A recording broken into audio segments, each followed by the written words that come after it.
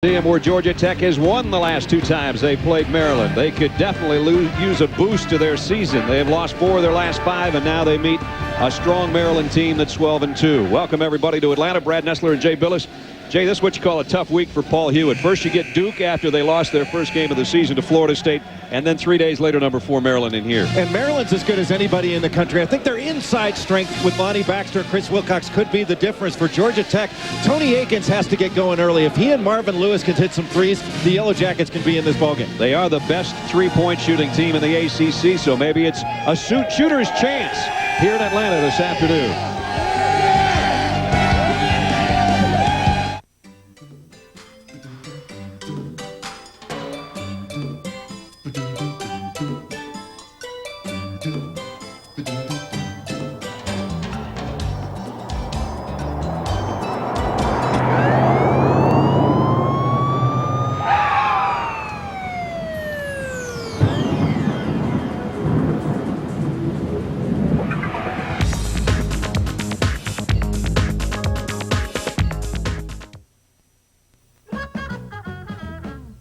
Hey ASU students, Dr. Mike here for the College Store and Rother's Bookstore, your off-campus alliance for savings. We've got a big heart for ASU students and we want to show it off. We've got great savings on used books, gifts, clothing, school supplies. Don't forget to use Devil Dollars for even greater savings on used books and everything else. Remember, Dr. Mike's got a big heart and it's in the right place. Shook it a little hard. Oh. Is our referee. He's got ball in hand, and Robert Brooks and Chris Wilcox will get us underway. Maryland and Georgia Tech in ACC action, and Maryland will have first crack at it. Steve Blake at the point. He's played so well this year, as has this entire Maryland team. Georgia Tech starting out in a point zone. Looks like a 2-3, but when a pass is made, it turns more into a 1-3-1 look.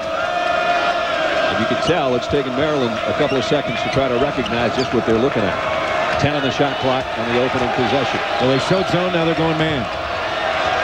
Double team on Blake. He almost threw it away. Now a backdoor pass, and Dixon airballed it. Shot clock violation either way. Georgia Tech will have the basketball. On the floor, the lineups look like this. Mouton, Wilcox, Lonnie Baxter back in the lineup. Dixon and Blake in the backcourt for Maryland. Moore, Nelson, Robert Brooks back as a starter. He didn't start against Duke the other night. And Akins and Lewis, as Jay said, are probably Georgia Tech's best chance in this game. Their point guard and their two-man. Georgia Tech a bit undersized, so their ability to shoot the three will be a big factor in today's ballgame because Maryland likes to press. They can give up some shots out on the perimeter. Georgia Tech has hit 129 three-point shots this year, and 37% out there is the best in the conference. 6 on the shot clock. They're going to have one to open the game. Tony Akins missed it. He had hit 11 of his last 17. That one was a forced shot, though. And Tech will have another chance after the offensive rebound. Number of different entries into motion for Georgia Tech, and they are a solid team offensively. There's the other guy we talked about, and he knocks down the three. There's a little 1-2-2 look for Georgia Tech. Mouton had an open shot, gave it up. Back on top they come to Dixon. Georgia Tech with the three-point basket, our only score here in the first couple of minutes. Georgia Tech giving that zone look. They're matching up out of it. Dixon, jumper over Lewis. Rimmed out a three. Georgia Tech the rebound. Here comes Tony Akins. And Maryland just passing it around the perimeter. Didn't really make any penetrating moves, either by the pass or off the dribble. That's certainly what Georgia Tech wants to see. Lewis, nice look to Akins on the baseline. He'll kick it back outside to Moore. Akins thought about a three. Good switch there by Juan Dixon. Good feed inside to Moore, and a holding foul on Steve Blake down low.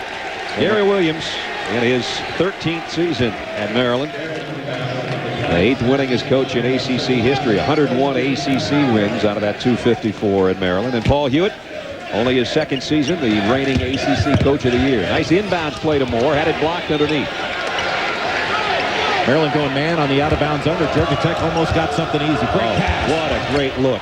We were right behind that, and Blake put some zip on that thing to Dixon on the break. He is such an underrated point guard. You know, people look at him and think he doesn't look like much, but Steve Blake, one solid individual performer. Great pass. And a nice pass from Moore to Nelson, and Nelson drew a foul. Maryland likes to put on a little 2-1-2 half-court to three-quarter court trap as you take a look at Paul Hewitt. What an outstanding teacher he is. He's got a saying he likes to say, basketball is overcoached and undertaught. And this gentleman is a fine teacher of the game.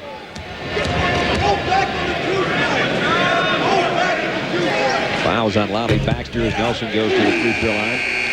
Nelson, one of the young guys on this Georgia Tech team, and they got a bunch of them. 5 freshmen who play considerable minutes.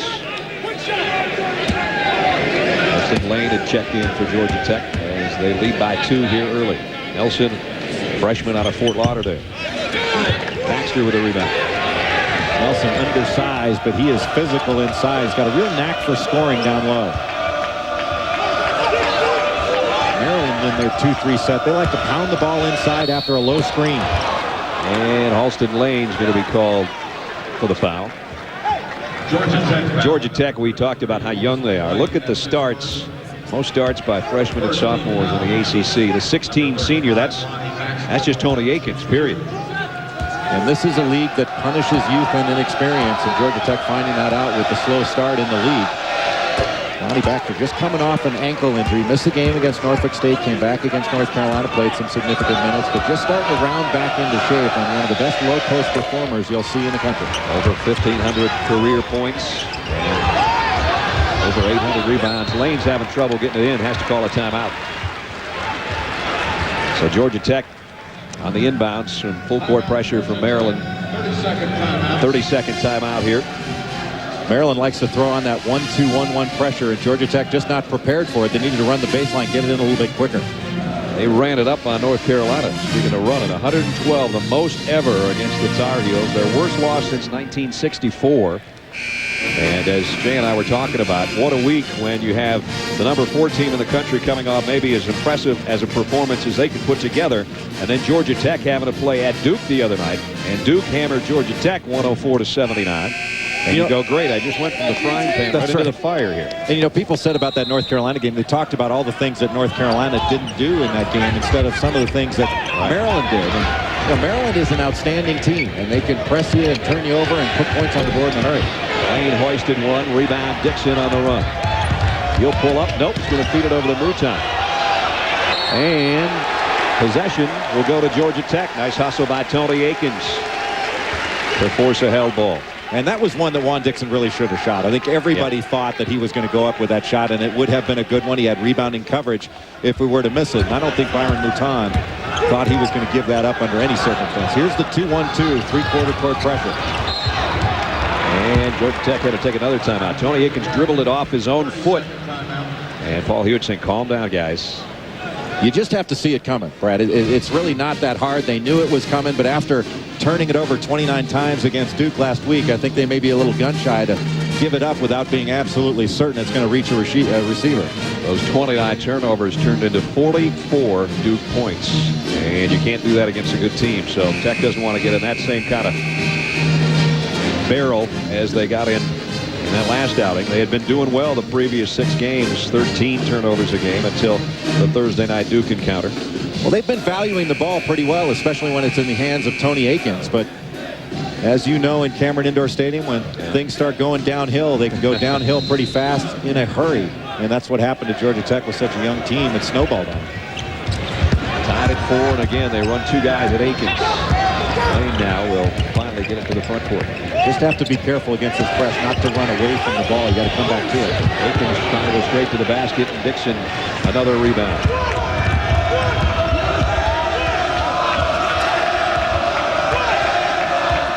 Just 2 points so far, but he's one of those kind of guys that bring together a lot of points. Mouton, great look by Blake. Georgia Tech went into a man defense and just a little flex cut by Mouton. He was wide open underneath.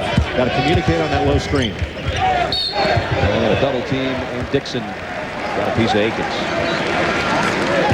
You know, Juan Dixon, one of the best defensive players in the country, and not always on the man he's guarding. He's got such great anticipation skills. He can almost play a rover out there, and if you show him that ball, he's going to take it from him. 2 times in a row he's been the steals champion of the ACC and trying to win a third one of those titles, and right now averaging over 3 steals a game. And just got a block basically from behind right there. I think Dixon should be the prime candidate for the Iba Corinthian Award for the nation's best defensive player. I agree with you. I don't think it's even close. I think you got to give it to him as of now. Or Shane Battier taking that trophy recent years. But I'm in agreement with you completely. Dixon is a ball hawk, and it's amazing when you think of the steals and the defense he plays and still how he can play offense on the other end. Blake moves on again. What a nice break run by Steve Blake. Under control, keeps his eyes up, and he makes the defense commit to him before he makes a decision. Georgia Tech's had one decent shot, and that was the three-pointer that Marvin Lewis hit. Other than that, they have really struggled. 15:49 remaining in the first half. Georgia Tech had the early lead, but courtesy of Steve Blake and company, it's now Maryland by 4.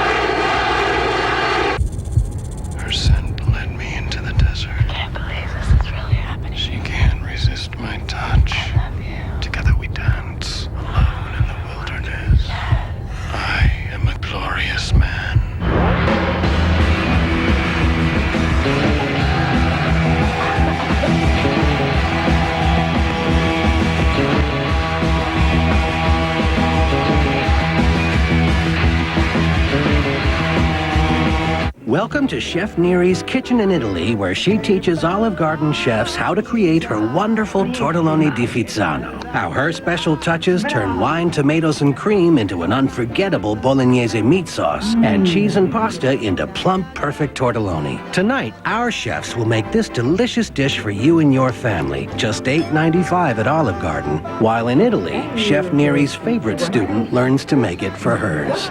Olive Garden, when you're here, you're family.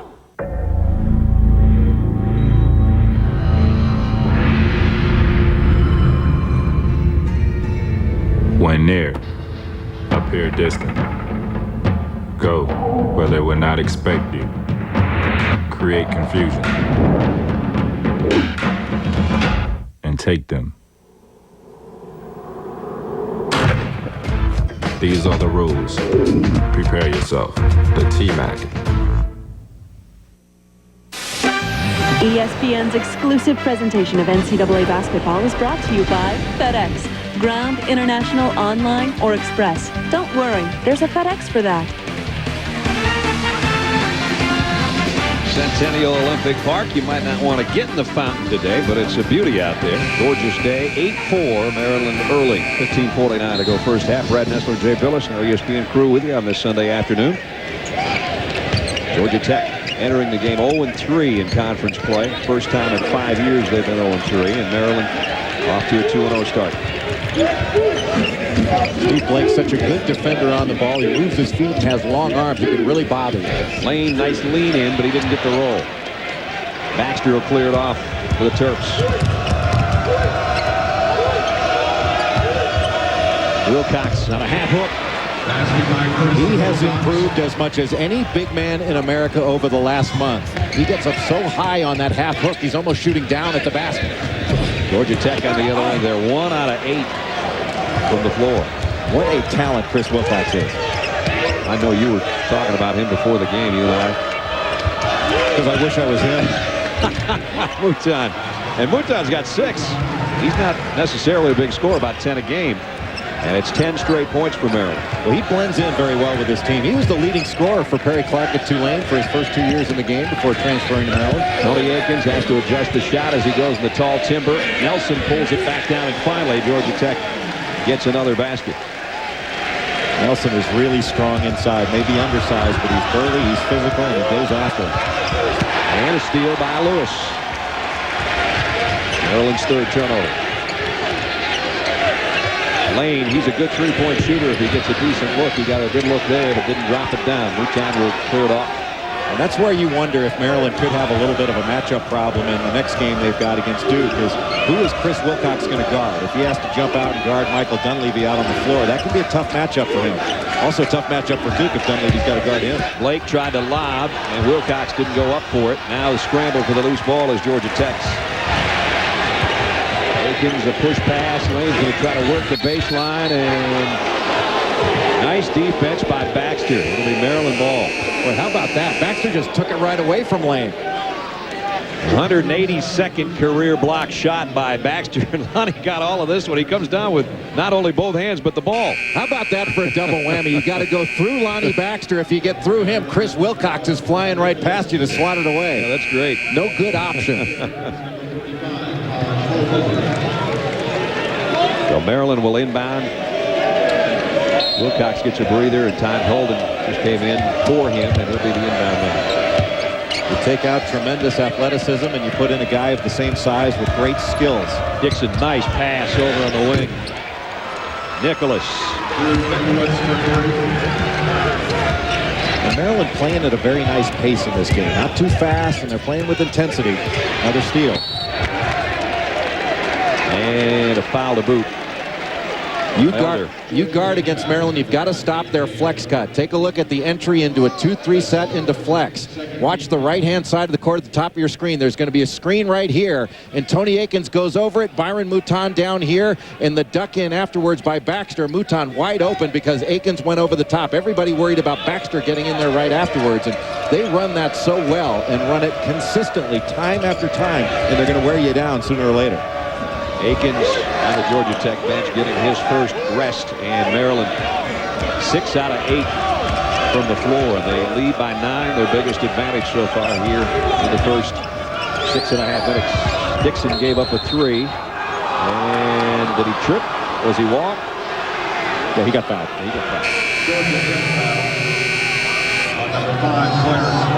It's going to be on Clarence Moore.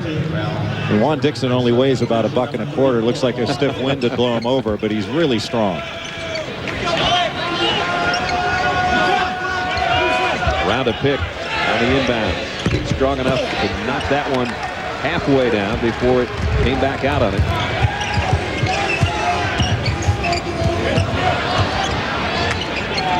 Georgia Tech now without Tony Akins out there. You see how they work with Elder at the point. Blake was all over him. Too much all over. Well, B.J. Elder showed the ball. He made it visible and put it out in front of him where Steve Blake could get a hand on it. And when you do that, guys like Blake are going to take it from you. That was a little crossover. That's too far out in front. You've got to keep that ball to the side of you or turn to the side and keep your shoulder in between the defensive man and the ball. You show the ball to a good defender, and they're going to take it from you, especially guys like Steve Blake and Juan Dixon. Barry Williams has to sit Blake. He doesn't want him to pick up a cheap third foul here too early. And Georgia Tech threw it away again as Dixon comes up with a steal. Ball went off Nelson. You cannot pick up your dribble, Brad, right along the sideline. You're essentially inviting yourself into a triple team. The two guys double teaming you, and the sideline acting as a third defender. Dixon not only great at stealing the ball, he's just as good at baiting you into thinking you can get it by him.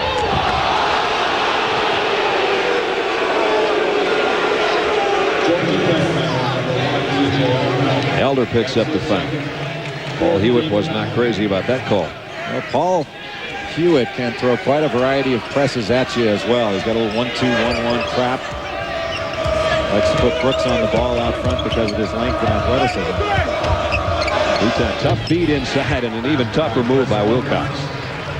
This young man is really blossoming into a star. And he can be the difference with Terrence Morris going on to the NBA and this Maryland team getting back to the Final Four because they are that talented. And there's another steal. Just ripped it away from Elder. It's Mouton on the break. He's fouled from behind. It's a chance for a three-point play. Tony Akins almost got to get back in this lineup for Georgia Tech because this thing is getting out of hand already with the steals and turnovers. Well, you talk about your team being strong with the ball, and that's exactly what happened to Georgia Tech. Picked up the dribble, not strong with it, and as good a player as Drew Nicholas is, he is not strong enough to be taking the ball right out of the hands of a strong basketball player. And here's Wilcox down low, getting good position, stopping right where he's open, not going all the way to the block outside the lane. Mouton knocks down the free throw, completing the three-point play. And it is an 18-2 run that Maryland's in the midst of right now. 1-2-1-1 press. This time Akins breaks it with ease. Nelson on the break. Nelson's got 4. A 2-2-1 containment press by Georgia Tech. Boy, does Akins show you right there the value of a good point guard against the press? He cut it up all by himself.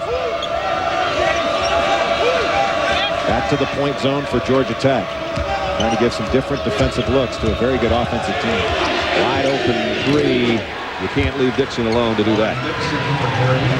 He had 5 threes against North Carolina. And you combine his ability to shoot from the perimeter with his mid-range pull-up game, you got a great player. Moore's fouled from the free throw line by Holden.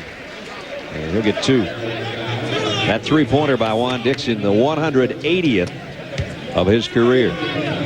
I'll tell you, Brett, I will never forget the first time I saw Juan Dixon. I was up watching Maryland practice, and Dixon was a redshirt freshman shooting all by himself on a far basket. And I asked Gary Williams, who's a little skinny kid over there? And Gary turned to me and says, he's just like Johnny Dawkins. Yeah. And I said, oh, come on. Johnny Dawkins is one of the best players in the history of this conference. And darn if he isn't just like Johnny Dawkins. Exactly. He, as a matter of fact, has passed the 1,800-point mark with that last three-pointer. Moore got both free throws. Georgia Tech, though, being jumped on at home, trailing by 13. Hello? Collect call. Did you use 1-800-COLLECT? 1-800-COLLECT presents Ava Save-A-Lot, starring in the most horrifying movie ever. I know you're not calling me with 1-800-COLLECT. What kind of twisted mind wouldn't want me to save $1 or $2? It's so easy. What a nightmare. 1-800-COLLECT. Save $1 or $2. It's beautiful. Yeah. Thanks for all your help. It's my job.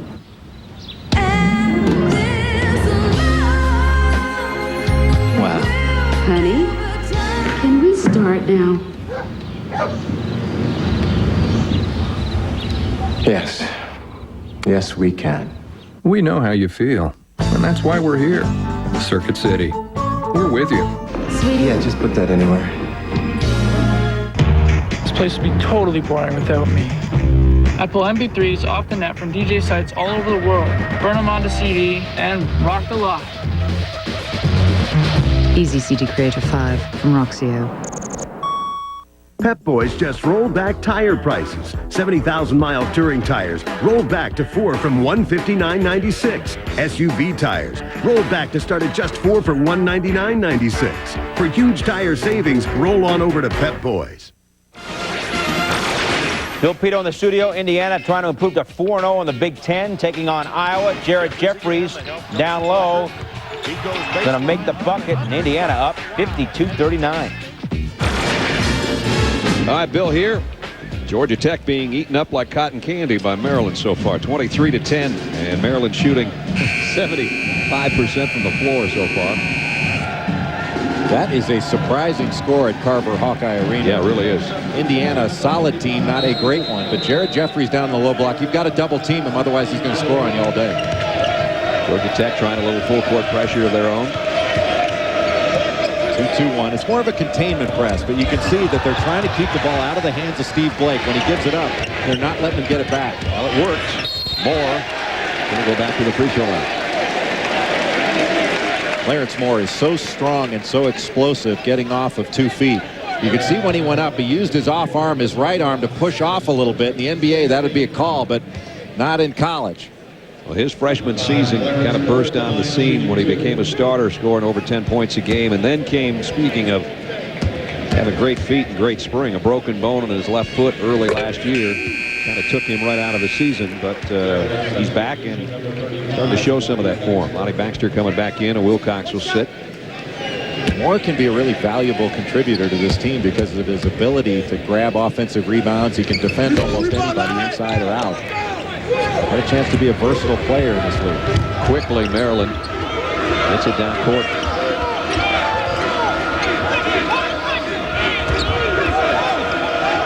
Holden and Baxter inside, do a lot of screening. The cut and fill. Nice lead for Baxter. And what a move with the left hand. Getting the ball down to the short corner and the cut to the basket, and a nice delivery by Taj Holden. 25-11. Again, not taking that many shots. They don't need to. They're hitting so many. Way short.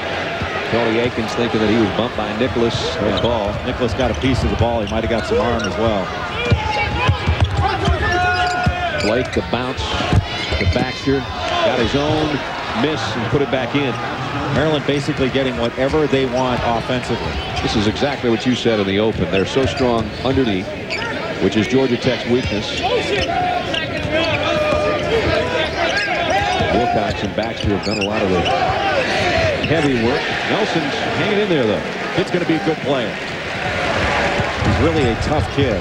Love to watch him play.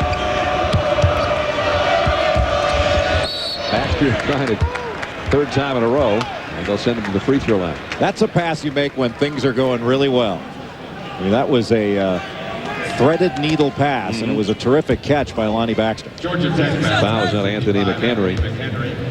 So Lonnie Baxter, one of the captains, a senior, 260-pounder, and a candidate for Player of the Year.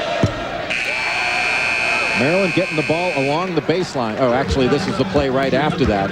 The nice penetration by Steve Blake threw the defense to him and just dumped it down to Baxter, who squared up nicely. And Baxter squares up so well, he is going to get fouled or score when he gets the ball down on that low block. And it's just a matter of hitting those free throws. And many people have been talking about one weakness Maryland may have is their free throw shooting. But the only problems at the line have been by Lonnie Baxter and Chris Wilcox, and they've shot much better over the last 5 or 6 games. Lonnie's 3 out of 4 from the stripe in this one, including that last one that put Maryland up again by 15. The way those two play, Wilcox and Baxter, they're going to shoot a lot of free throws. If they knock them down, Maryland is that much more dangerous. Lewis saves it on the baseline. No place to go except up, and it worked. It was probably the little look away to his right that got him open for that shot. Henry's first basket. Holden doing a nice job of staying big. He's a very good shot blocker. And Maryland has, in Wilcox, Baxter, and Holden, 3 of the top 4 shot blockers in the ACC. Great look down to Baxter. How did he even see him from way out here? Baxter's going back to the free throw line. More college basketball coming your way on ESPN. When we're finished, it'll be New Mexico State's Aggies taking on the Hilltoppers of Western Kentucky. College basketball on ESPN. For more information, log on to ESPN.com. That one follows us here in the ACC. It's Maryland 28-15 over Georgia Tech. The Hilltoppers are going to be a team you'll see in the NCAA tournament. Chris Marcus has been out for quite some time with a broken foot, but they not only have Derek Robinson, they've got David Boyden, Tremaine Rolls, Mike Wells, the brother of Bubba Wells, who I think is going to be an outstanding player. Those guys can play. They don't get a lot of recognition, but they can play ball. Lonnie again got 1 of 2.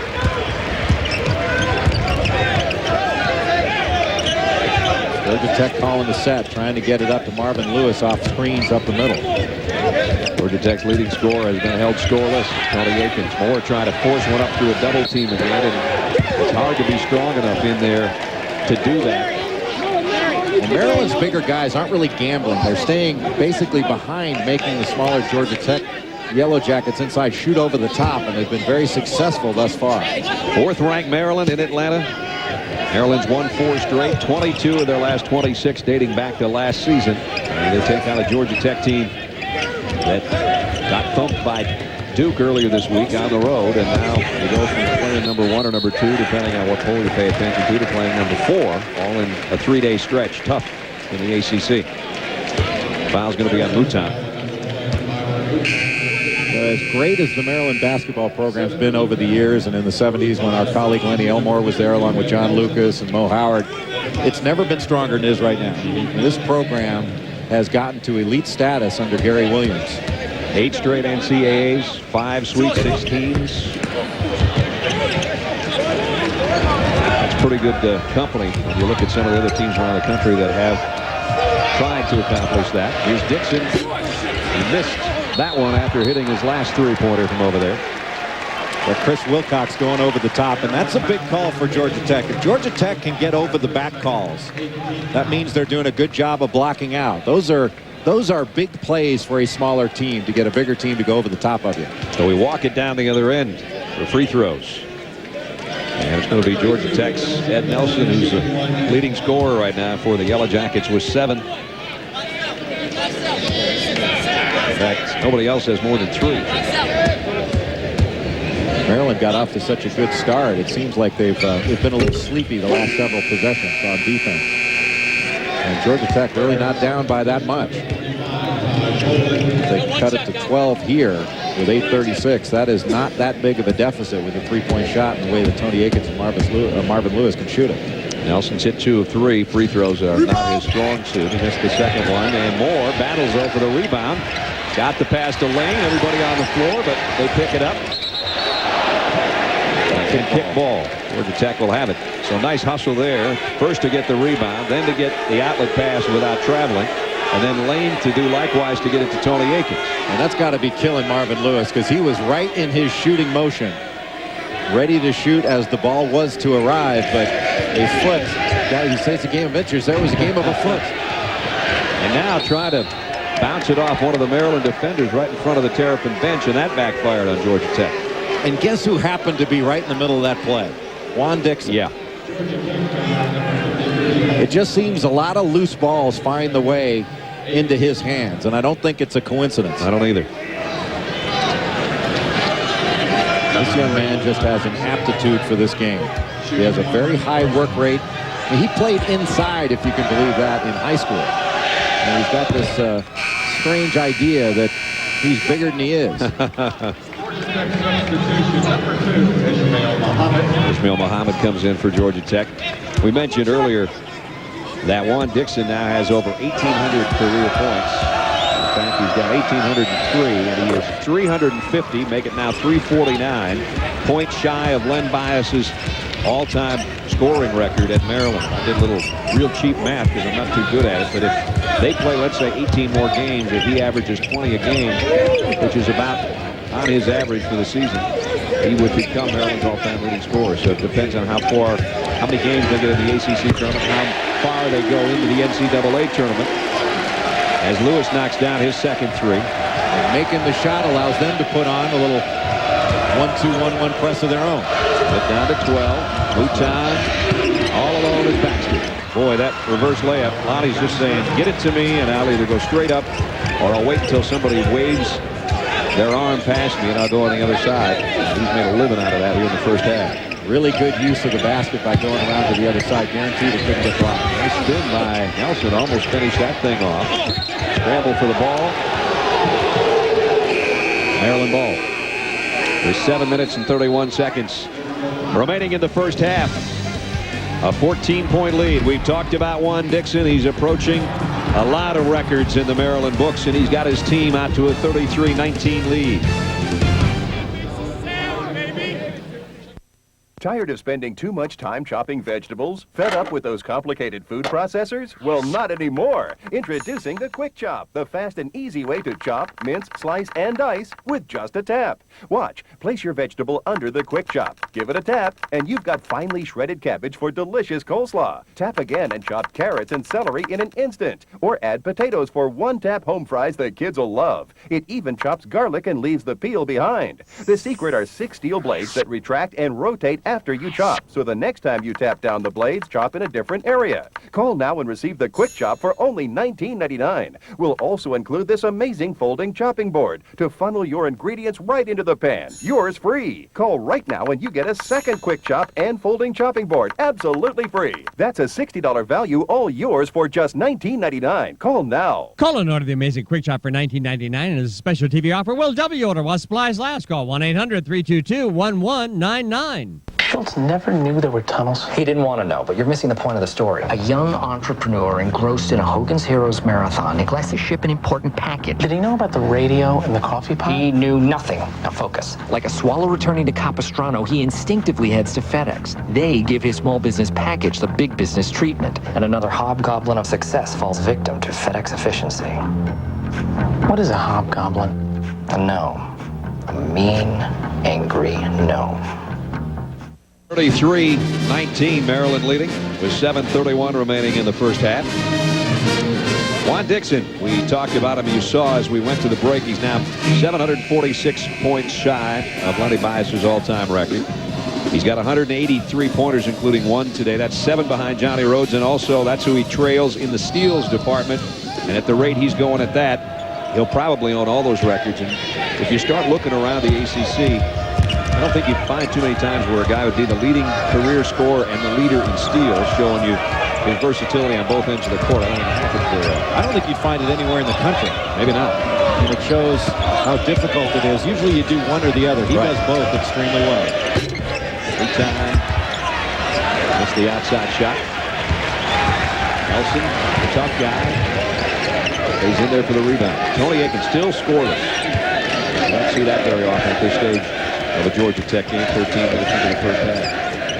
Nice hedge on the screen by Lonnie Baxter, and Byron Mouton really helped out very well there. Muhammad, strong move with the right hand. There's another freshman from right here in Atlanta. And a magnificent athlete.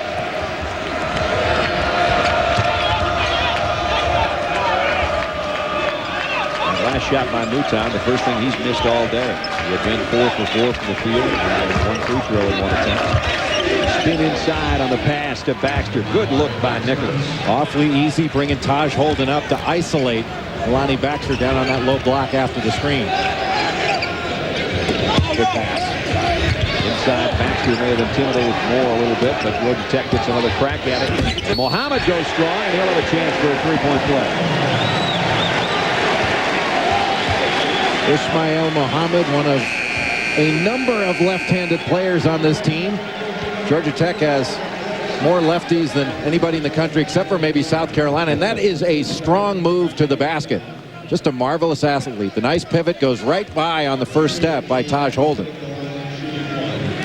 I cannot remember anyone save South Carolina that has had as many left-handed players as Georgia Tech. Yeah, they got 5 out there, including their leader Tony Aikens, who's one of 3 left-handed point guards in recent memory, including Kenny Anderson and Travis Best, who are 2 of the better ones that have ever played here. I think South Carolina has 6 lefties.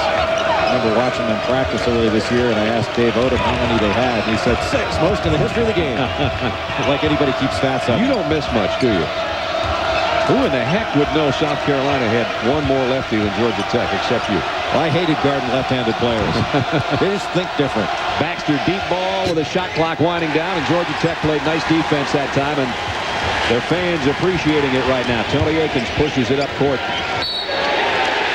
And a push on Nelson from behind by Lonnie Baxter. And that's what Paul Hewitt wants to see. A little bit better defensive intensity and push the ball up court quickly.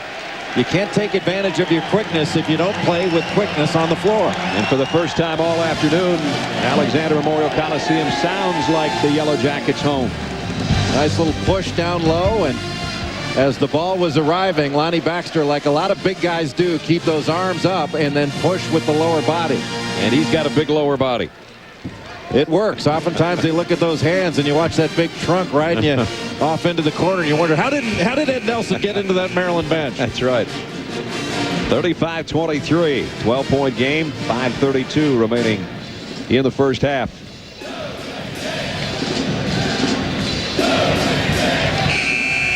Nelson still Tech's leader with 8 points. Georgia Tech does a nice job, as Jay was talking about. Despite their lack of height, they're plus 5.3 on rebounds this year. How about that? They got out-rebounded last year with Alvin Jones. Now they got this small team. Right. And they're doing a little bit better job on the boards, but they're still getting hurt on the glass in ACC games, and that's a real problem for them. They've got to find a way to send all 5 guys to the defensive board, including the guards, to make sure they don't run down the floor until they've got possession of the ball. 2 of the guys who would have helped them on the rebounding, and senior Michael Eisenhower, who is battling leukemia, going through treatments for that. Something that was just discovered late fall. And also their 7-footer, Luke Schechner, probably is going to be redshirted. Maryland turns it over, and Georgia Tech's got a little bit something going here defensively as they've cut the game down to 10. There's Eisenhower. I was talking about him, and you talk about a tough kid. He has had a tough fall, and he's been making the home games. And there's Luke Schechner, the 7-foot Australian player. Lewis missed a 3. That would have been a huge shot had it gone. Schechner, one of the first high school players ever to play on the Australian Olympic team. Right. Very skilled player, just needs to get a little stronger. And Maryland threw it away. So Georgia Tech again has an opportunity to cut it down into single digits. And if they could get this thing down in the 6 to 8 category by halftime, I think they'd be happy with that. They trailed by as many as 16 in the first half. A little 1-2-2 half-court zone put on by Maryland. You're right. That would be a huge development for their confidence to go in under 10, around 6 if they can, maybe less. There's plenty of time in this first half to really knock this lead down. They are back in this game. Tony Aiken's first three is huge. Mouton on the pass from Blake. Goes up. Blocking foul on Georgia Tech. Pretty good job by Nelson to hold his ground. But he'll be called for the foul. Maryland in a little better attack mode on that last possession. And you can see Nelson just sliding under a bit as Byron Mouton was taking that ball to the basket. Good job by Mouton to go strong to the hole and draw that foul. I've always thought, though, even if you get a block called against you, those are good plays because the offensive player gets it in his mind that he knows there's going to be contact and a price to be paid for going to the basket. Mohammed and Brooks will sit. Nelson, the guy that fouled Mouton, who's at the free throw line with 10 points, which is right on his average. It's just the first half. The second one rimmed out, and Nelson has another rebound. 8-point game, under 4.5 to go, first half. Tony Aikens will take another. Got another. I was just going to say if he gets a look, he'll take another because he hit the last one and he just dropped another triple, and it's a 5-point game. That pass inside to the post made that three-point shot possible. The ball went into Nelson. Everybody collapsed around him. And Nelson with a terrific pass out. Now watch when the ball goes into the low post. Nelson coming down as the trailer, and he is going to get on the left block. As the ball goes inside, watch how everybody collapses. That is going to mean Aikens is going to be wide open for the three there. And a great look by Ed Nelson. Terrific screen also to keep Aikens open for that shot. That's good basketball. After Maryland had gone on that 18-2 run. Georgia Tech now 20-9 since then. And Tony Aikens with that last three is just one short of one of the guys we mentioned a couple of minutes ago, Travis Best, for the number 2 spot all time in Georgia Tech three-pointers.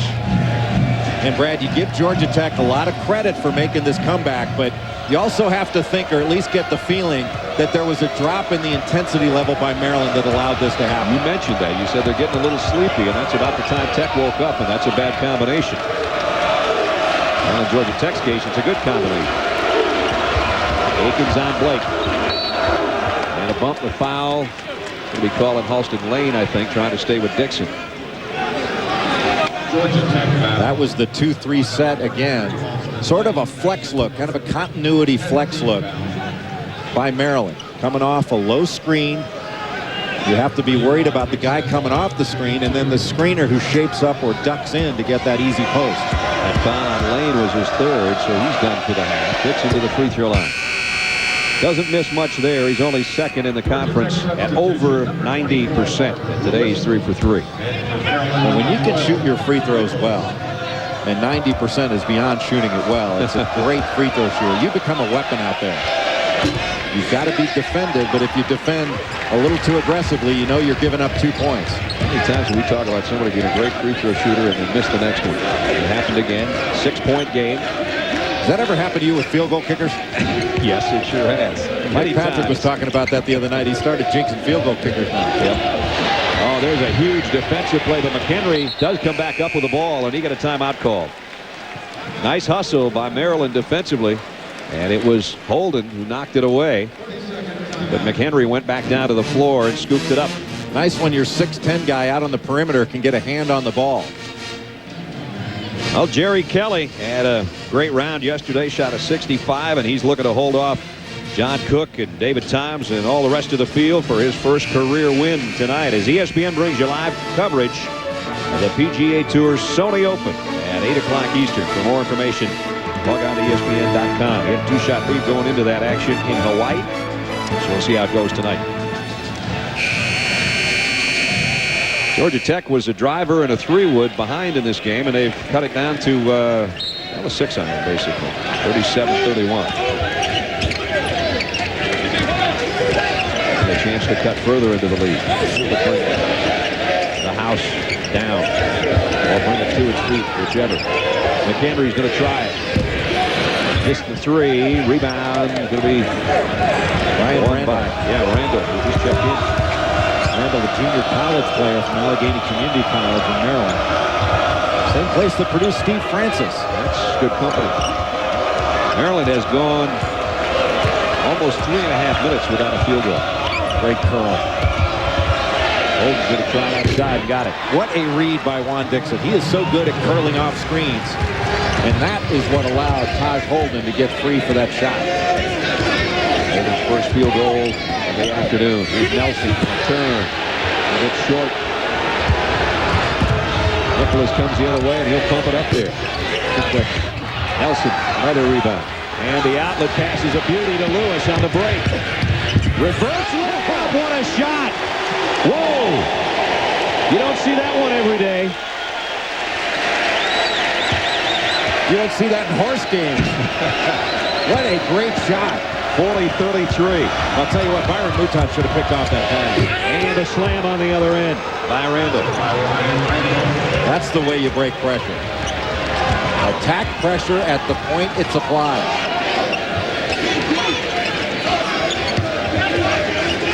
Lewis with 8 points, a couple of them on 3-pointers. Tony Akins will try the long-range ball. It's an air ball off the backside. Randall was there. Couldn't get his feet set fast enough. Dixon will pull up for 3 on the other end, and that one does go. How many times, Brad, do you see a bad shot on one end lead to an opportunistic 3 on the other? Nobody expected that shot by Tony Akins on the Georgia Tech side. And they got beat down the court, no communication, open 3. Boy, it went from 6 to 12 again in a hurry, didn't it? That's what bad shots will do. Lewis has a good look here. Knocked it down, though. And Holden clears the glass for Maryland. They'll slow things down with 1:25 left in the half. It was a 6-point game, and just that quickly, it was a slam dunk. A 15-footer. Dixon 3. Ball screen and the trap coming off it. Looks like Georgia Tech trapping all ball screens. Mouton behind Holden. Down to the shot clock. A minute left in the first half. Gotta get something quick here. Dixon way out. Oh! He hit that from Peachtree Parkway. And that's not downtown, folks. Brad, the green light is a beautiful thing, isn't it? Oh, man. Akins will try one of his own. Tony's rims out. Maryland the rebound, a 15-point lead. You know, Juan Dixon looks at the end of a clock like a green light. A lot of guys treat the ball like it's a hand grenade as that clock's going down. But Dixon loves it because he knows he can shoot it from anywhere. That's his longer-range 3, as you'll see, without it being a desperation heave from half court to end a half or a game. And he shot it effortlessly. Totally. Squared it up right in front, just like he was shooting a 12-footer.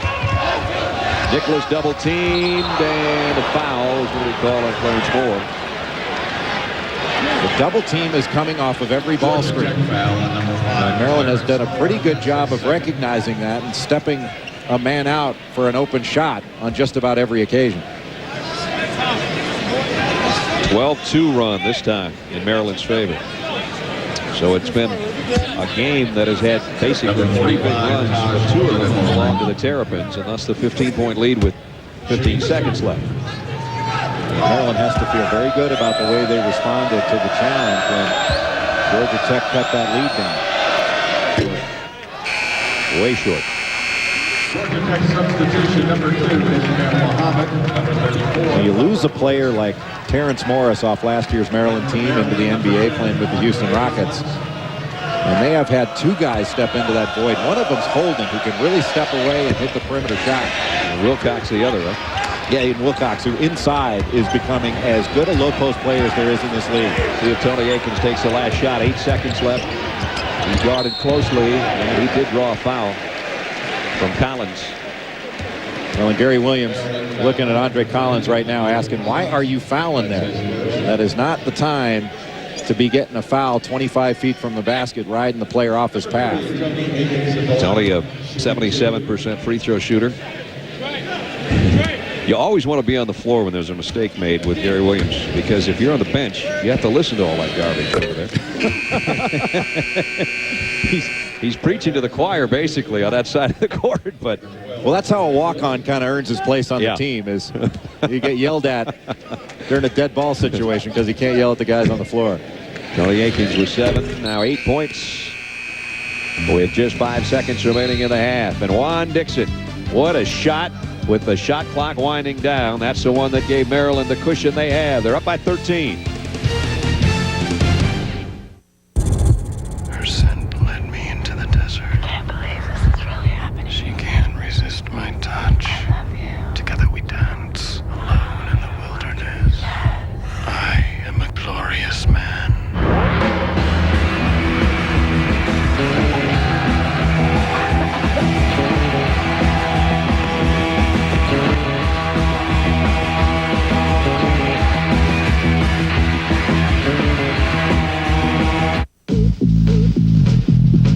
Squad is a unit that's together, so you're only as good as the slowest person in your squad.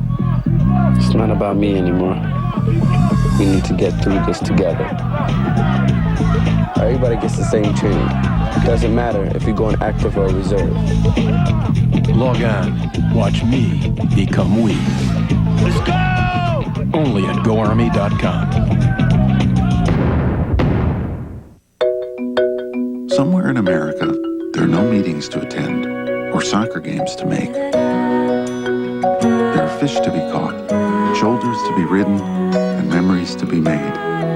Somewhere in America, people are discovering that sometimes the best way to get together is simply to get away.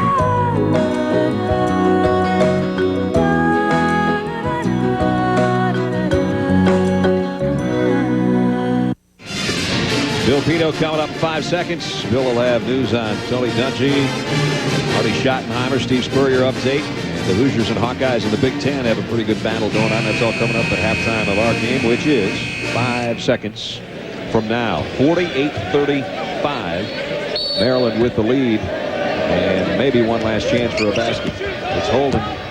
He's going to have to hurry. And he does get the long shot, and it almost went. So Georgia Tech put a nice run together to make it a 5-point game, but then Maryland and Gary Williams had a better answer, and at halftime they lead 48-35 as we go to Sports Center in game. Here's Bill. All right, Brett, thank you very much. Game 3 of the 4 that will be played this weekend in the NFL playoffs. It's Green Bay and San Francisco, and the Niners just tying it up as Jeff Garcia hits Ty Streets. That made it 15-13, and then it was Garcia to Streets, 2-point conversion. 15-15, quarter number 4, Brett Favre for the Pack has thrown for 2 touchdown passes. And coming up on Sports Center in game, the future of Tony Dungy. What's going on there, and what about the future for Washington coach Marty Schottenheimer after this? ESPN's exclusive presentation of NCAA basketball is brought to you by Toyota, get the feeling, and by Bud Light. For the great taste that won't fill you up and never lets you down, make it a Bud Light.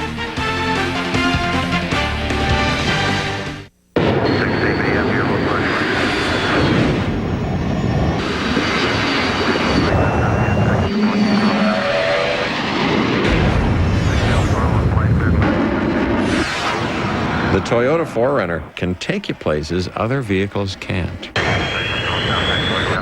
which could necessitate bringing along some additional equipment.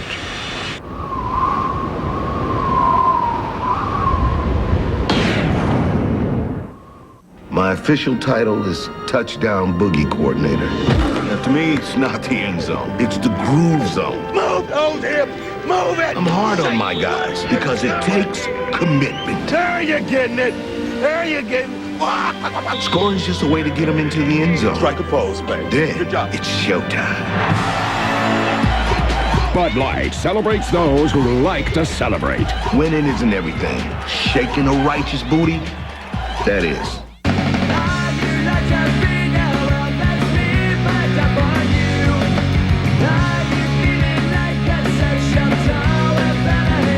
Winterex Game 6 in Aspen, sponsored by Mountain Dew, begins February 1st on ESPN. Is Mountain Dew in serious jeopardy? This generally harmless male will defend his domain with basic animal instinct. A fierce battle rages. Yet in the end, to the victor go the spoils. Hey man, how you feeling? Not bad. Until next time, do the do. Introducing Instant Money from H&R Block, the world's first way to walk in with your taxes and walk out with a loan check. Only at H&R Block. A hurricane blew through Pasadena. Now, Sports Illustrated honors the undefeated Miami Hurricanes with 3 great gifts. It's a fantastic national championship package, free with your paid subscription. Start out with this special Sports Illustrated hardbound collector's issue. It's a celebration of Miami football, a great way to honor the Hurricanes' spectacular season. It's gold-lettered and individually numbered, a cherished keepsake you'll treasure forever. Call now and you'll also get this collectible football designed exclusively for Sports Illustrated in celebration of Miami's 5th national championship. Both are free when you order 55 issues of Sports Illustrated for only $1.59 an issue. Save 50% off the cover price. When you use your credit card, you'll also get another great gift available only from Sports Illustrated. This Miami National Championship hat, free. Celebrate the #1 team in the nation with 3 great gifts from Sports Illustrated. Get into it. Welcome to Sports Center in-game. At the half, all Maryland as the Terrapins lead Georgia Tech 48-35. Welcome back, everybody. Bill Pito in the studio. The Sports Center in-game halftime report. In the NFL, rumors swirling on 2 fronts. First, Tampa Bay. Tony Dungy and the Buccaneers routed yesterday by the Eagles 31-9. Everybody wants to know about what Dungy's future is. He talked about that today and really didn't have that much to say. I don't really want to speculate on what other people think or what you guys think or what people should think about what may or may not happen. We have a plan to move on, and that's what we're going to do. When you win, everything's great. Baltimore won with a certain philosophy, and, it was great. Maybe it's the wave of the new millennium. If you don't win, then it's not good. So what we've done the last 4 years isn't good. Actually, it's a lot better than what it was before Dungy got there as you look at the numbers. Before Dungy, 20 seasons, a winning percentage of just .307. 6 seasons with Dungy, the winning percentage 56.3, a lot better. And 4 playoff appearances in the 6 years with 2 playoff wins, but they obviously want some more, and Dungy's future very much in doubt. In the meantime, the Redskins very close to an agreement with Steve Spurrier. ESPN.com's Glenn Pasquarelli reporting that Spurrier has already contacted people in the league who might be part of his staff. And the Washington Times reports that Marty Schottenheimer could be fired as soon as today. He does have 3 years left on his 4-year contract. In baseball, Rick Helling is a free agent, formerly of the Texas Rangers, right now being courted by Arizona.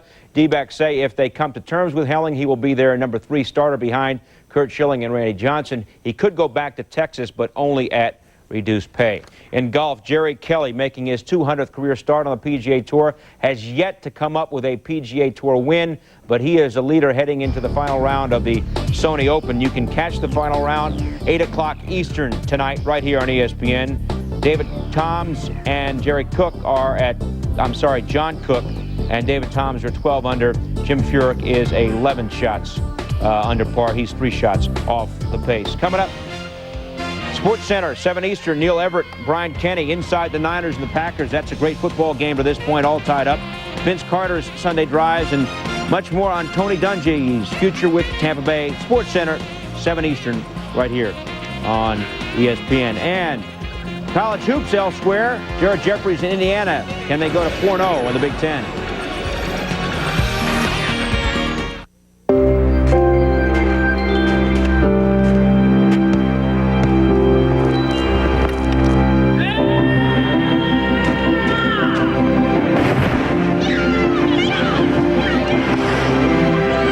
This Olympic year, more than ever,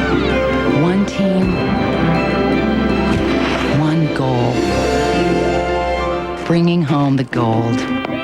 McDonald's, a worldwide Olympic partner. Is there anything more beautiful than a baby's face? Well, as a matter of fact, there is. A baby's face lit by the amazing GE Reveal bulb. Reveal filters out dull yellow rays, leaving only clean, pure light. GE Reveal. There's nothing more beautiful than clean, pure light. Meet the world's greatest sled dog team. Diesel, Scooper, Yodel, Sniff, Nana, and Demon.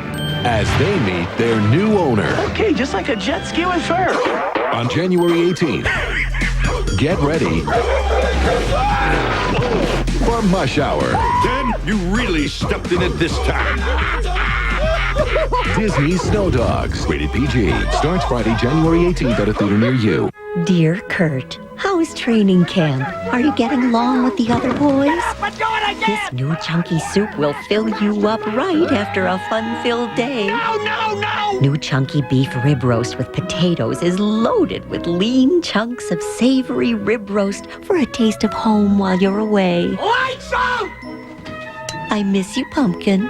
Love, Mom. You all right, Kurt? Yeah, I'm okay. New Campbell's Chunky Homestyle Classics. Like Mom used to make. I couldn't wait to show off my new wheels at the reunion until I told my State Farm agent I really needed it fixed fast, and he mentioned Service First. When you choose State Farm's Service First claims program, you don't have to get estimates. You go straight to a participating repair center where they guarantee their work. It's as simple as that. I was looking good again in no time. Ronnie? Service First, just one more way. Like a good neighbor, State Farm is there. Nice dribbling there. Maryland on the road leads Georgia Tech 48-35. Little man can do some things. This is the Sports Center in-game halftime report from the NFL. Packers now up in front of the Niners by 3. Ryan Longwell has just added his second field goal of the game, a 45-yarder. Niners are driving. They're down 3, under 6 minutes to go.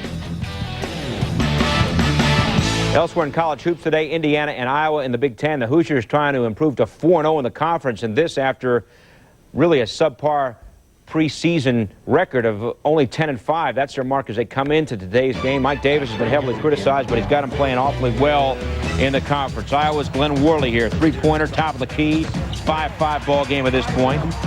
Tied at 16 now. Tom Coverdale, backdoor pass. Jarrett Jeffries, beautiful execution for the Jam. Hoosiers up 2. End of the first. Tom Coverdale finding Donald Perry. That's a 2, and Indiana up 40-29 at the half. Second half, Iowa trying to come back. Luke Recker seemingly has been in college forever for 3. It's now a 5-point edge, so Iowa's crawled its way back, but Coverdale here, Dane Fife spotting up for 3. And on the board right now, it is a 10-point advantage for Indiana inside of 5 minutes to go in the bowl game. Indiana coming in again 3-0 in the Big Ten. Other undefeated team in the conference is Ohio State. Arkansas, LSU. First half, Arkansas is up 31-25. Teddy Gibson for 3. Arkansas is up 34-25. Later in half number 1, Larry Satchel, the rebound and the putback for 2. Arkansas is up 36-27. Still in half number 1. Brandon Dean with a steal. And look out below. Arkansas up 40-29. LSU's lost 4 straight to Arkansas, and right now they're down 56-49. Second half activity there. Arkansas 8-4 all-time against LSU in Baton Rouge. Big East for UConn and Villanova. Ben Gordon a steal, pushing it up court. Amika Okafor behind the back. And the Jam as UConn takes a 3-point lead. UConn now up 57-48. Scott Hazelton the rebound on the putback. UConn is now up 11. Villanova closing within 4. Malik Brown driving, hitting the jumper in the lane. UConn up by 6, and UConn goes on to win by 5. The final count 70-65. Caron Butler 19. Brown had 16. Elsewhere, St. Bonaventure and St. Joe's. As St. Joe's leads at 50-40. That game is at the half. St. Joe's has won 19 of the last 26 meetings in the series. College hoops later here on ESPN 4 Eastern. New Mexico State taking on Western Kentucky. That coming your way after Maryland finishes up against Georgia Tech. And it's all Maryland, 48-35 at the break.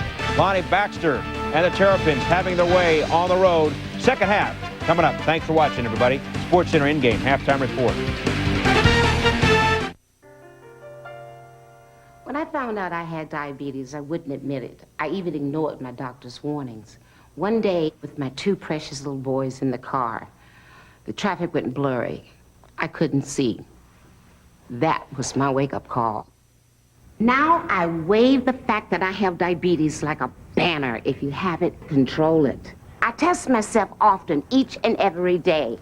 If you're on Medicare, your testing supplies are covered, and the best way to get them? Liberty Medical. Delivery is free right to your door, and they carry all the brands. Liberty works with Medicare. They'll fill out your claim forms, bill Medicare and your insurance company, so there's no paperwork and nothing for you to pay up front. Honey, this is your official Nell Carter wake-up call. If you're on Medicare and you have diabetes, call Liberty today.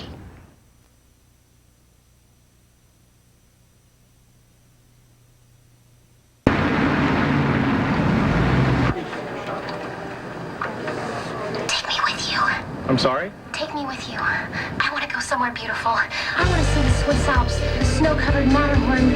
I want to frolic in the Lauterbrunnen Valley and drink cocoa in a rustic chalet. I can do exchange rates in my head. I won't ask for pit stops. I can yodel. Presenting the Freelander from Land Rover, the most well-traveled vehicles on Earth.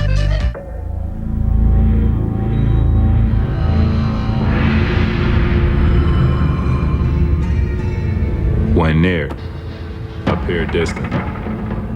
Go where they will not expect you. Create confusion. And take them. These are the rules. Prepare yourself. The T-Mac. Hey, Dan, how about that conference call tomorrow? It just doesn't feel right to me. Whatever happened to FaceTime? Somebody should go to Cleveland. I'll go. This wouldn't have anything to do with Holiday Inn Express. Double points? No. What? That's double... wow. Okay, I don't even know where that came from. When I get back in Cleveland, we'll talk.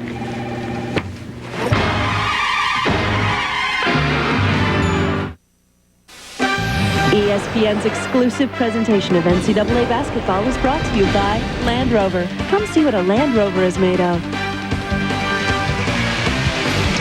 We're about 2 miles from downtown Atlanta here on the Georgia Tech campus.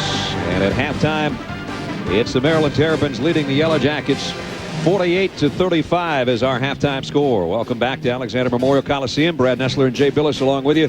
Jay, you know, Maryland comes in here, 4-game winning streak, number 4 in the country. Tech made a nice little push there for about 3 minutes when you said the Terrapins got sleepy. They woke up again. That's the bad news for Tech. They sure did, and they pounded the ball inside. They scored 24 points in the paint. When you get it inside to Lonnie Baxter, Chris Wilcox, they did a terrific job of finishing plays. There it is down low, the nice post feed into Wilcox. He had 4 points, got in some foul trouble in the first half. Baxter had 12, getting his own rebound here, putting it up. That's awfully easy, and that is why Maryland was able to shoot 68% in this first half. And they also pressed. They didn't turn over Georgia Tech all that much. The Yellow Jackets only turned it over 5 times.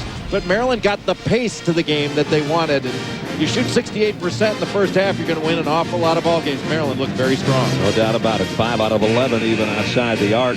11 off the fast break. They had a 21-14 rebounding advantage. And as Jay talked about, points in the paint double what Georgia Tech had. It was a game of runs. At one point, Maryland had a 18-2 run in the first half. Georgia Tech came back with a 20-9 push of their own, and then to end the half, Maryland a 12-4 run.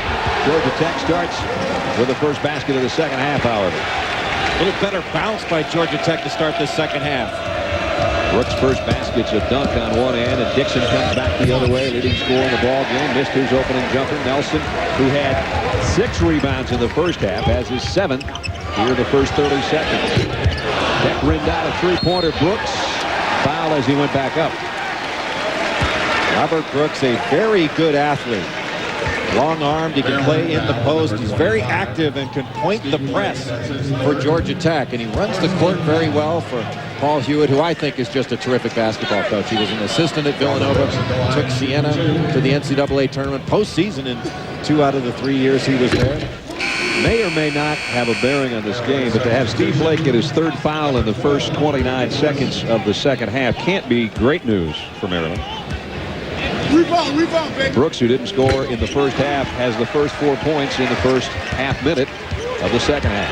Well, one of the goals for Georgia Tech was to keep the ball out of the hands of Steve Blake, and certainly you're keeping it out of his hands when you got him over there on the bench. Exactly. Morgan Wooten, the famed coach at DeMatha, always used to say, it begins at the beginning, and that means with the point guard. When you don't have your point guard out there, you're not as good of a team. Baxter missed in close. Georgia Tech has cut it down to single digits. Had 2 defensive stops, and now they push it. And a chance for a 3-point play for Clarence Moore.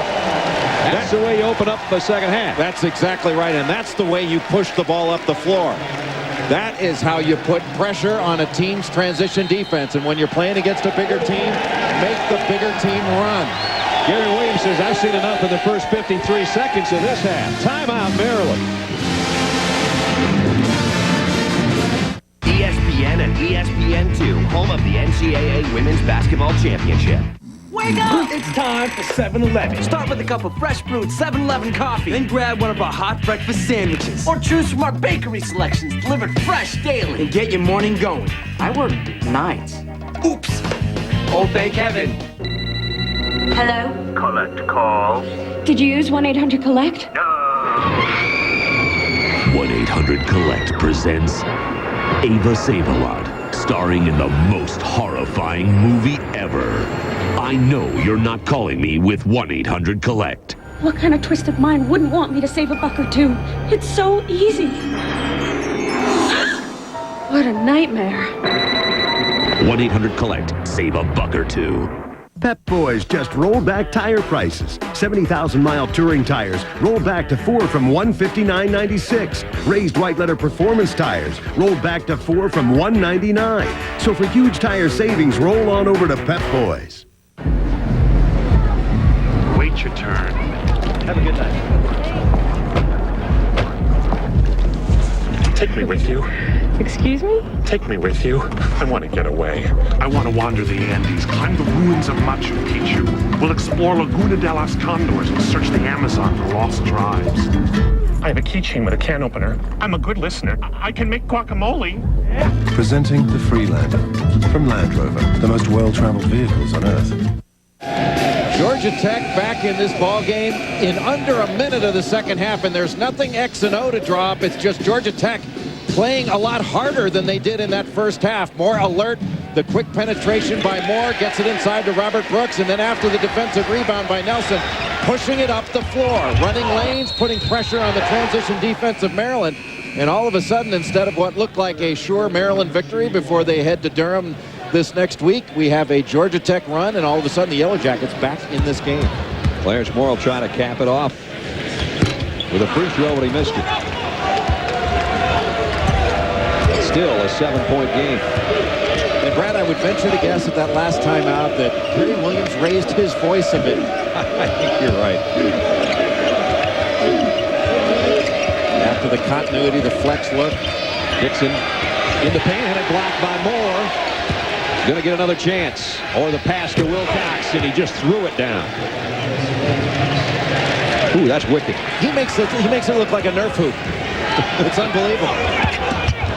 Moore, the other end, he got up in the air, couldn't get it to drop. Here comes Nicholas. He'll pull up for 3. Too quick on the shot. Wilcox can really change the tenor of a ball game with his athleticism. Didn't play much in that first half because he picked up 2 fouls, and Williams decided to sit him. Lewis had an open 3 and didn't take it. Tony Akins will. Got it. Well, Georgia Tech has come out much tougher. They're setting better screens. They're using them. Tony Akins now tied for the number 2 spot all-time 3-point shooting in Georgia Tech history, and he does it to cut his team down to just a 6-point deficit. Byron Mouton just caught that ball, and Chris Wilcox was pointing at the rim. It's a good thing Mouton didn't see him. Would have thrown it. And Wilcox again, the one-hand throw, and this time he's bumped by Brooks from behind. It'll be the first foul on Brooks. Juan Dixon coming off that flex cut. Down low, gets his shot blocked by Clarence Moore. Terrific athlete, but Dixon stays with it, and that's unfair. That is just unfair. So that's where all that leaping ability went that God didn't give me. Chris Wilcox, 6'10", about 230. Whiteville, North Carolina. Well, you shot free throws better than that, didn't you? Blake hasn't scored today. 3 assists, 3 fouls. Coming off a career high in assists against Carolina the other night. 6-point ball game. Wilcox, second of 2. And that one he drained. Well, Georgia Tech may be young and a little bit undersized, but I really like the way this team plays.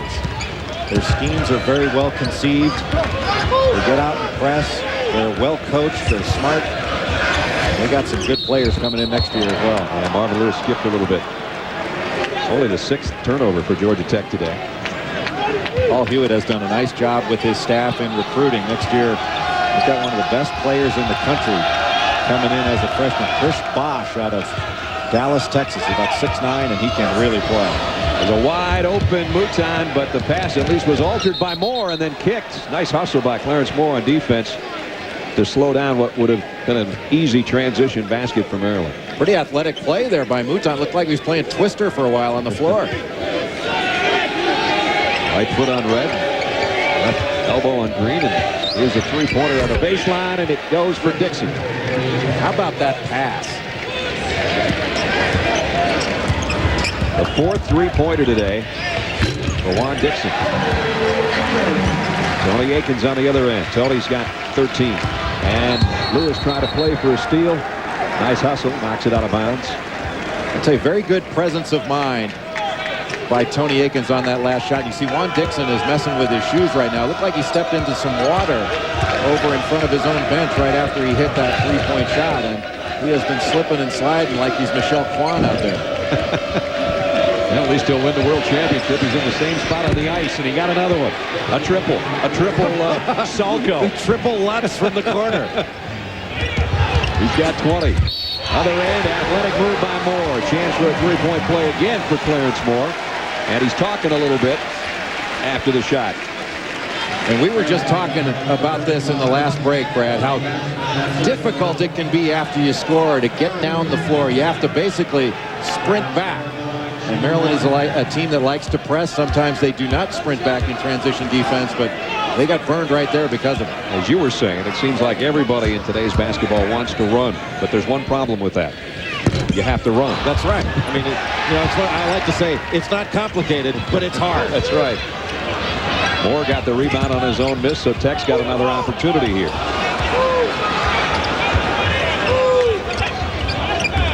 Much better movement offensively by Georgia Tech thus far in the second half, using their motion principles and making reads.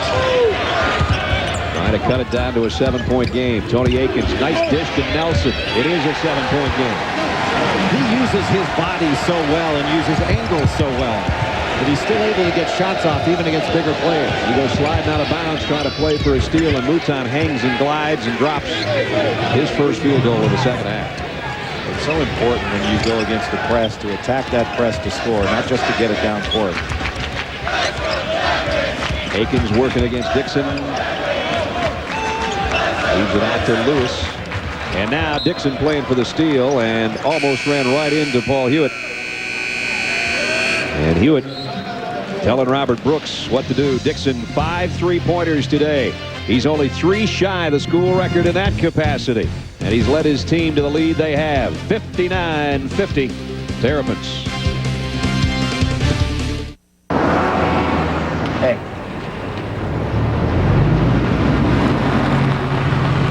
Take me with you. What? Take me with you. Somewhere far and remote. I want to see the plains of the Serengeti, roam the wild trails of Tanzania. We'll climb the switchbacks of Mount Kilimanjaro and toast the sunset in Mozambique. God, I don't take up much room. I eat very little. I can start a fire with 2 sticks. Presenting the Freelander from Land Rover, the most well-traveled vehicles on Earth. Here's your large pizza and free Cinesticks. Thanks. Hey guys, our large pizza's here. And the Domino's guy said the Cinesticks are free. Then he said, I have to eat them all. Right in front of him. Or they wouldn't be free. He's not allowed to get the door anymore. Topped with cinnamon sugar and served with creamy icing, it's Domino's freshly baked Cinesticks. Get a free order when you buy any large one-topping pizza for $9.99. Call now. Get the door. It's Domino's. Hold on. I lost my wallet and my credit card was in it. You do have a Capital One no-hassle card, don't you? Well, don't worry. There's not another human for miles.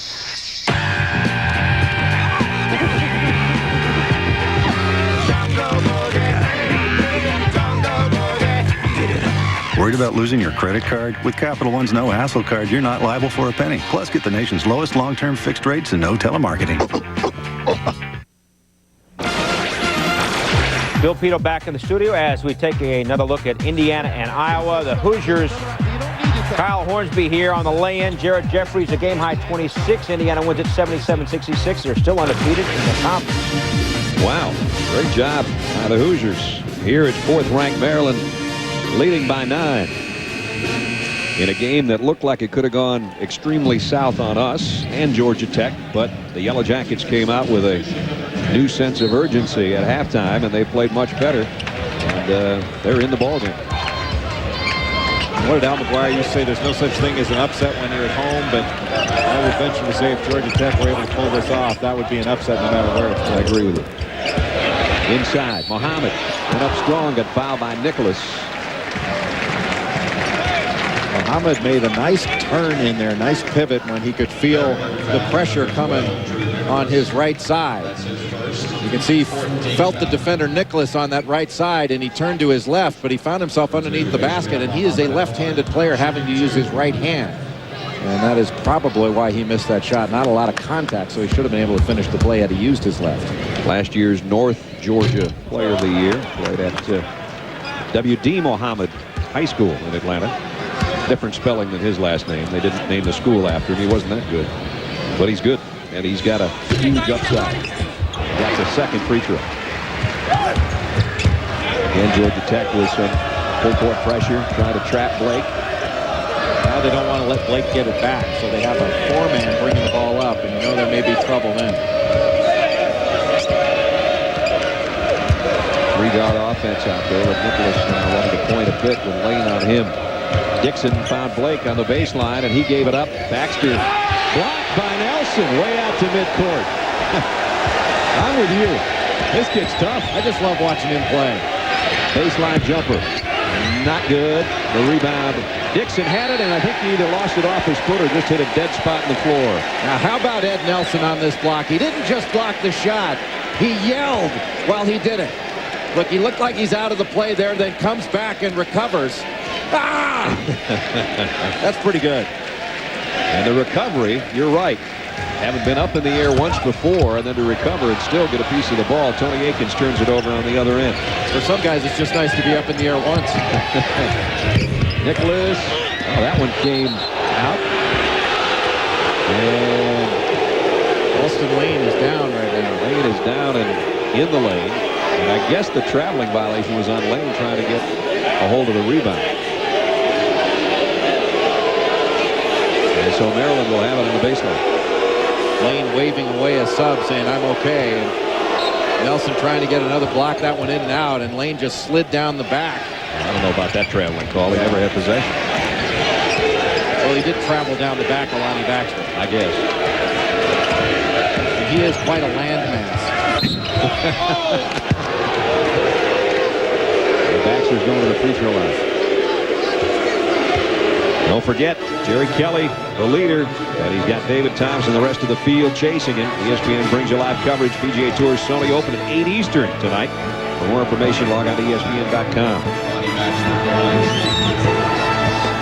So Lonnie Baxter goes to the free throw line, where he is 4 of 6 today. And got the roll. Baxter only shooting about 56%. from the foul line on the season, but it is largely due to a slow start that he got off to over the first 5 or 6 games. He has been much better since. They'll try to put Maryland into a double-figure lead, and does. Got them both. 14 for Baxter. 20 so far today for Dixon. Mouton comes back in. He's got 12. Some nice balance again by the Terrapins, and they lead by 10, 61-51 with 14:20 to go in the ballgame. Maryland man-to-man. Lane gave up a 3, and he'll drive inside instead. And still battling. Everybody's going to the floor, and Maryland comes out of the scrum with the basketball. Baxter, nice look to Mouton, who drew a triple team, and Georgia Tech comes out of there with it if Tony Akins can get to it. And he saves it. Everybody hustling right now. Akins inside the lane. He got bumped by Holden. And then by Baxter, it looked like a pinball. I guess they're going to call it on Baxter. I thought it was on Holden. That was a pick'em. Yep. Either 35 or 45, whoever you want to put it on. If it's on Baxter, though, it's 4, isn't it? Tony Akins getting the ball, walking the tightrope right in front of us and saving it very nicely. Ishmael Muhammad. And then watch the bumps. Oh, yeah. You're right. Bang, bang. Baxter got the first one. He has 4 fouls now.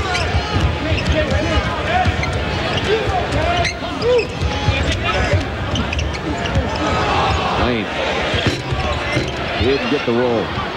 And the rebound comes off the Randall. Lane can shoot, another left-hander. Remember when he came out of nowhere to beat Kentucky? Yeah, we did that game. I did that game. You were with us, weren't you? He was like Roy Hobbs, coming out of nowhere. Nobody knew who he was. He was a kid from Oak Ridge, Tennessee, for crying out loud. Tubby Smith was looking at his assistants going, who is this kid and why is he not on the scouting report? Here he is. Right on cue, I thought he was going to have one for you. Now, after that, now every assistant in the country is looking at kind of intramural records of walk-ons so they don't come in and burn you. Foul's going to be on Randall over the back. Georgia Tech will go to its bench again. Elder and Brooks will come in. Akins will get a breather, along with Nelson. So 2 starters sit. There's the foul trouble situation. Baxter with 4. Blake has played much of this second half with 3, although he's not out there right now. He is about ready to come to the scorer's table. However, nice play. Muhammad, great cut, just didn't finish it. He's gotten caught a couple times now on the right side of that basket, and the left-hander unable to finish it. Dixon lobs it underneath. And Brooks fouls Mouton.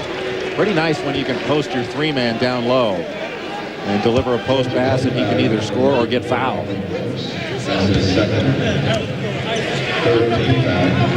There's Blake, and Wilcox set to check back in. Mr. Outside and Mr. Upside. No doubt about that. And Mouton, 13 for him. Ed Nelson didn't sit long. Look, he wears a knee pad on his elbow, and he's one of those guys, he doesn't wear that for show. He actually needs it. He's on the ground a lot. Mouton got them both. 14 for Byron. So again, with Baxter with 14 and Mouton with 14, and then Dixon with 20. There are times this year where Maryland has 5 or 6 guys in double figures. Nelson out to Muhammad. It's a 2-on-1 with Brooks. They play give and go. Oh, that one he finished. That one he finished. Problems with your right hand, use both. There you go. We talked about him being a fabulous athlete, but this is both athleticism and courage. Look at that. Taking one right across the chops and finishing. The nice give and go. Randall biting on it. And nobody there to help. What a great play by Ishmael Muhammad. And a 3-point play. Again, Georgia Tech makes it a single-digit difference. Keep hanging around. Yep. Dixon. He's fast, too, on top of everything else. Trying to get it down on the baseline. Knocked out of bounds by Georgia Tech. Alexander Memorial Coliseum, where Georgia Tech has played 46 years, and they have beaten Maryland the last 2 seasons in this building, including in February of last year. But they have been on the short end since the opening 4 points of this ball game, trailed by as many as 16 in the first half. The delay is they're trying to fix the basket on the other end. That's where Muhammad kind of almost took it down with him. Anthony McHenry came out and pushed it back up. Looks pretty good from here. Now, did Muhammad get the benefit of that on the free throw? I don't know. He dropped the free throw in. It's still going to go in, even if it's short. Wilcox with a flyer and out of bounds to Maryland. I don't know about that one. I don't either. Larry Rose got a earful from the Georgia Tech students down on that baseline. It looked like it was last touched by Dixon, but Nicholas will inbound. Maybe they just thought his name was Lou. That could have been it. Lou Rose. I like that. They're not booing, they're saying Lou. Dixon threw a double team.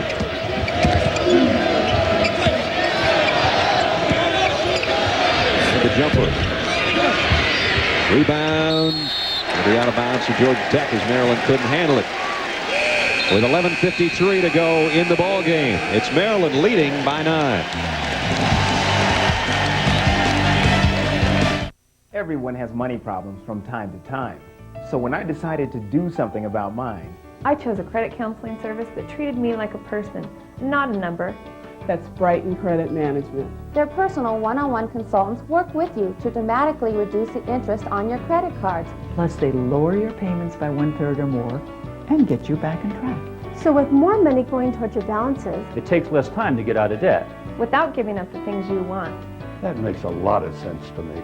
And only Brighton Credit Management offers a bonus payment program that gives you money back. Just for paying on time every month. So if you have money problems like I did, call Brighton Credit Management. Debt-free and cash back. That's Brighton Credit Management.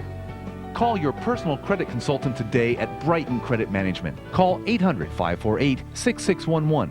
That's 800-548-6611. Debt-free and cash back. That's Brighton Credit Management. The object is to get it in the net. No, the object is to get it in this net. The Bud Light Quarter Bouncers Tournament. Enter at local retailers in select cities for the chance to win a trip to the national finals hosted by ESPN's Trey Wingo and catch Big Monday on ESPN. Now see, I'm a great coach. Will Waialae produce a first-time PGA Tour winner? If Jerry Kelly can hold his lead, it will, or if young Charles Howell continues his hot streak. But a few tough veterans stand in the way. The Sony Open in Hawaii. Live final round coverage at 8 tonight on ESPN. 63-54. Maryland leading with just under 12 minutes remaining in the ball game. There's a familiar face to Maryland fans. H.A. Bud Milliken, Maryland head coach. Coach Gary Williams, and makes his home in the Atlanta area. He was at practice yesterday, and Gary said, geez, I'm nervous with my coach watching him.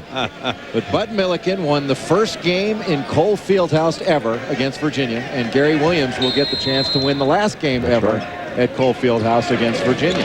New building next year for the Terrapins. Got a kick out of it listening to Gary and Coach Milliken talk yesterday about the road trips they took in the ACC way back when. And it was like the old man on Saturday Night Live. Boy, we had a tough back then. We didn't play in these fancy arenas. It was old drained-out swimming pool. Clarence Moore missed it close. Got fouled as he got a second chance. He is strong, isn't he? He really is. If he ever starts to finish any of that stuff in close, and you can tell he's frustrated. He's had several opportunities in close. Second half field goals, Georgia Tech has really warmed up. And they've held their own on the glass. That 7-rebound differential was from very early. I think it was 11-4 and then 14-7. And since then, they have held their own on the glass.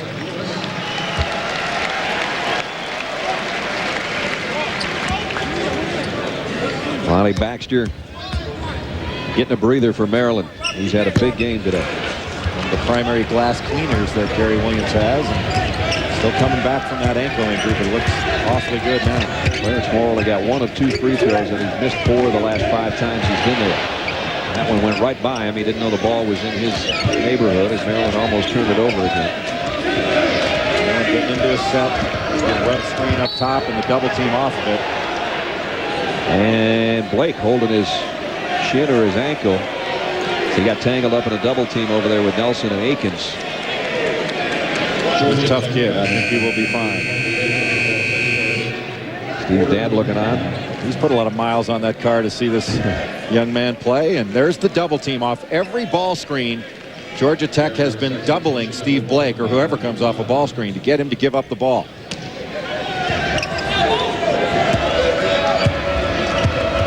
More on Blake. Hampered by foul trouble today. Screen for the screener, isolating the low post and Randall. Randall trying to throw one of those one-hand hooks down like Wilcox. Wilcox over the back, and Larry Rose does not like the look he got from the sophomore from Raleigh, and Wilcox went over the back and Moore went over his back. His third foul. Here's the isolation on the low post, little half hook, and you can see the push on Robert Brooks by Wilcox, and Wilcox not happy with the call. That's nice officiating. Larry Rose coming over to calm down Wilcox and tell him to keep quiet after that, son. Larry, one of the very best around. And you know what makes him great is not just the fact that he blows a good whistle, but he will talk to you during the game. Right. And let you know what's going on. Keep your hands off there. Watch yourself here. He can give you a running commentary so that he can keep you out of trouble before you get into it. Finally, Moore knocks down 2 free throws. And all of a sudden, Jay Billis, it's a 6-point game again. And Maryland's got to call timeout. Can't get the ball inbound. So there's still reason for Maryland to be concerned. Every time it looks like they've got this one in the icebox, things start to thaw out on them a little bit. And one of the reasons they should be very concerned is with their next foul. They will put Georgia Tech into the double bonus, meaning every common foul will be 2 shots from the free throw line. Still 11 minutes to go. That's awfully nice to know you can be aggressive, get fouled, and get 2 free throws out of it. And Maryland hasn't had a field goal in 5 minutes. More college basketball coming your way next on ESPN. Following us, Eric Channing leads the New Mexico State Aggies against Derek Robinson and the Hilltoppers of Western Kentucky. College hoops on ESPN. For more information, log on to ESPN.com. We welcome those of you that may have watched Green Bay's victory over San Francisco. There are some football games, I understand, going on today. So Green Bay advances, and the 49ers year is over. And Brett Favre still hasn't lost at home when it's, I don't know, it looked nice out, I guess, there today. But what a play. Here's a steal by Tech. Moore came up with it. Akins, a no-look to Nelson. And I mean a no-look. He was looking at the Tech bench when he threw that one. And all of a sudden, this arena is a little more than alive. Mouton hits a 15-footer, though. The flyer from the free throw line. Calling the set out front is Tony Akins. Again, Marvin Lewis coming up the middle. Lewis got an open 3. Didn't get it, though. That would have been the one that you're talking about that would have sent this place into a frenzy, and it didn't drop. What a terrific rebound by Juan Dixon, out battling Robert Brooks for it.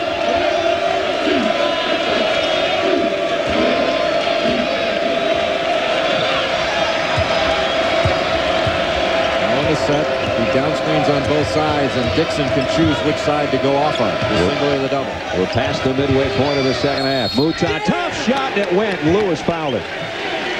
Wow, he's been huge today. That is 18 points for Byron, and that's a tough shot he just hit with a guy in his chest. Boy, he hit the last 2. He hit the one from the free throw line and that one. Maryland likes to run the flex cut down low, and Mouton flexing after he made this shot. Turns the opposite way you would expect along the baseline, draws the contact, and watch this flex right here. There it is. Hello. Very nice on the beach, and not bad in Atlanta, too. He'll go to the free throw line and try to cap off the 3-point play. 18 points. Nearly twice his per-game average. And 19. So that quiets everybody as the lead goes right back to 9 when once it was 4 just moments ago. Brooks squares up on Baxter. And go right back into Robert. He'll take it over Lonnie. Didn't get the roll. Tech has missed a lot of shots within 5 feet.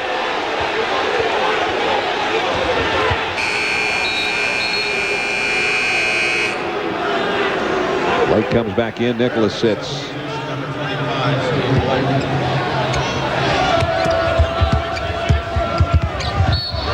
And Muhammad picks up a foul. Just a little too aggressive there. Muhammad trying to get the ball out of Blake's hand. And just tripped him a bit. But still not in the 1-and-1, so just a common foul. And Paul Hewitt not particularly happy with the call. They're trying a little bit of everything to stay in it. They've had to work to get back in it. Dixon all the way and then leaves it out to Mouton, who's been the hot guy. Rebound. This one comes off to Georgia Tech. Muhammad will clear it to Akins. Tony Akins, deep three. Got it. Boy, is that the spot today. Dixon in the first half, then Akins. The number 2 spot all time in Georgia Tech three-point shooting behind only Dennis Scott. And again, it came at a huge time for Georgia Tech when they desperately needed a field goal. Their senior point guard dropped a triple. And it's 68-62. Both those guys making this shot look like a layup. This is definitely NBA range. Feet set, and when they are set, he can drill it. And that left-hander, when he shoots the ball, it does remind you a little bit of Travis Best, doesn't it? 259 now as he just passed Travis Best in the Georgia Tech career books, and that's good to see. Tony was a young guy that was asked to do an awful lot as a freshman to come in here and start. He played his high school ball at Berkmar out here in Lilburn, Georgia. And there's what we were talking about, moving into the number 2 spot behind Dennis Scott. But you remember when Tony was trying to start and play as an 18-year-old, and he has matured so much. And I talked to him before the game. I said, if ever these young guys that are playing around you need you, they need you right now. So keep hanging in there. And he said he's just so frustrated because he's never been 0-3 before in conference play, and very seldom has he seen 7-9 at this stage of a season in his high school or college career. So he's the guy that they've asked to lead, and he has become a leader. And it's kind of been fun to watch his maturation process. Well, he remembers how tough it was to be a freshman in this league and how things come at you. And Tony Akins was handed the ball by Bobby Cremens and expected to lead this program, and he suffered through some turnovers and was very hard on himself because he wanted to win so badly. He wanted to be successful.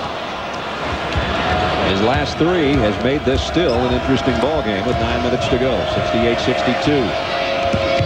Blake trying to leave it in the middle, and the ball looked like it bounced out Mouton's head. I'm not quite sure, but it's a Maryland turnover either way. It almost looked like he was trying to look down and make a play, and he just didn't catch it. Baxter was out on Akins, and he got another 3. Cannot leave him. When you switch out, you can't leave him until someone else picks him up. 68-65.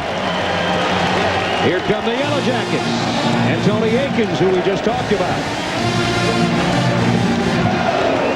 Brad, one of the cardinal rules of basketball, when you switch out, look on this ball screen, you cannot leave this man. Look how Lonnie Baxter leaves before Steve Blake can recover. He thinks Blake is back, and what he did was leave the ball and allow Akins just to pull up and shoot it. And you give him a chance to get his feet set, I'm telling you, he can drill it every time. So the game very much in doubt now with 8:44 remaining. 68-65. Georgia Tech trailed this game by 13 at halftime. They trailed by 16 at one point in the first half. But Tony Akins and company won't go away.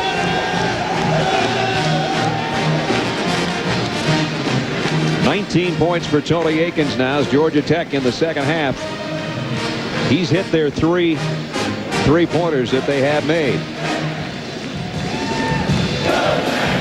And what they've done also on the other end is tighten up their defense. They've been much harder to score upon. They've really done a nice job of pushing out Maryland's postmen. They've guarded their flex cut very well, the interior screening, and they have boxed out and sent all 5 guys to the defensive glass. One of the problems Georgia Tech had in the first half was Maryland limited them to 1 shot. And now that's what Georgia Tech is doing to Maryland on their defensive end. We talked about the game being a series of runs, 18-2 at one point for Maryland, and Georgia Tech came back with a 20-9 push, then 12-4. Maryland ended the first half. Georgia Tech scored the first 6 points of the second half, and now they're in the midst of a 14-5 run. And so we've got a ball game, 68-65. Maryland using that baseline very effectively, passing the ball out of bounds to another player and then getting it into their primary handler. Blake's in a little bit of trouble. Baxter, though, one-handed. You can see Paul Hewitt's strategy of double teaming Blake and trying to get the ball out of his hands, either shading or doubling him. Has worked very well. Here's a steal by Georgia Tech. Lewis came around on a double team to help out. Not a good pass because he was passing it to the offense rather than away from the defense. You got to look behind the intended receiver as well. Dixon hawking Akins right now. Lane through the lane. Got it. 1-point game. Here comes the trap. And Blake just trying to dribble through it, picking up the foul. Gary Williams can't be happy with his team letting Halston Lane dribble from the top of the key, 2 or 3 dribbles, getting all the way to the basket without anybody stepping in front. So Blake's going to go to the free throw line on the Georgia Tech foul. Foul was on Moore. That was his 3rd. Dixon sits down. Blake, I don't believe he's attempted a field goal today. And he hasn't shot a free throw either. So his shooting motion is a little rusty when he knocks it down. Steve, an 86% free throw shooter. Both he and Dixon just drain their free throws. Got them both. So the first 2 times Blake has attempted a shot, he hits 2 free throws. But Halston Lane and Georgia Tech hanging around. They trail by 3.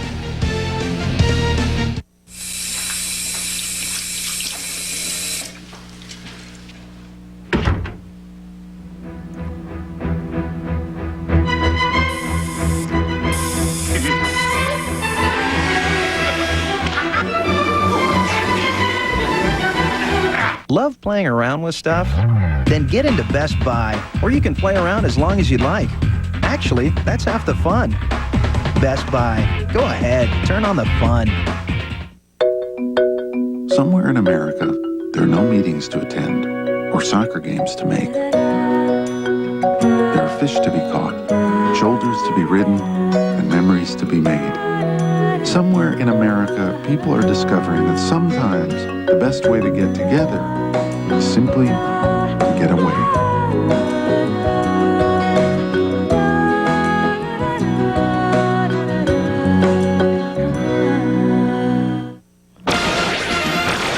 Bill Pito back in the studio. Arkansas and LSU. LSU up 3 inside of a minute to go. College Temple driving the lane, seals the win up and good. John Brady said, we did it. 75-69, LSU victorious. ESPN's exclusive presentation of NCAA basketball is brought to you by Best Buy. For the latest technology, turn on the fun at Best Buy. And by American Airlines. Well, what are you waiting for? Go to AA.com for great low fares on American Airlines. In the concourse of Alexander Memorial Coliseum at McDonald's Center, get some Yellow Jacket gear there. That's a Maryland guy. That's a Maryland Yellow Jacket hat. What is with that? You know, he's got a youngster at home that wants something from every school in the ACC. Georgia Tech has hung in this game. They trail by 3, 70-67.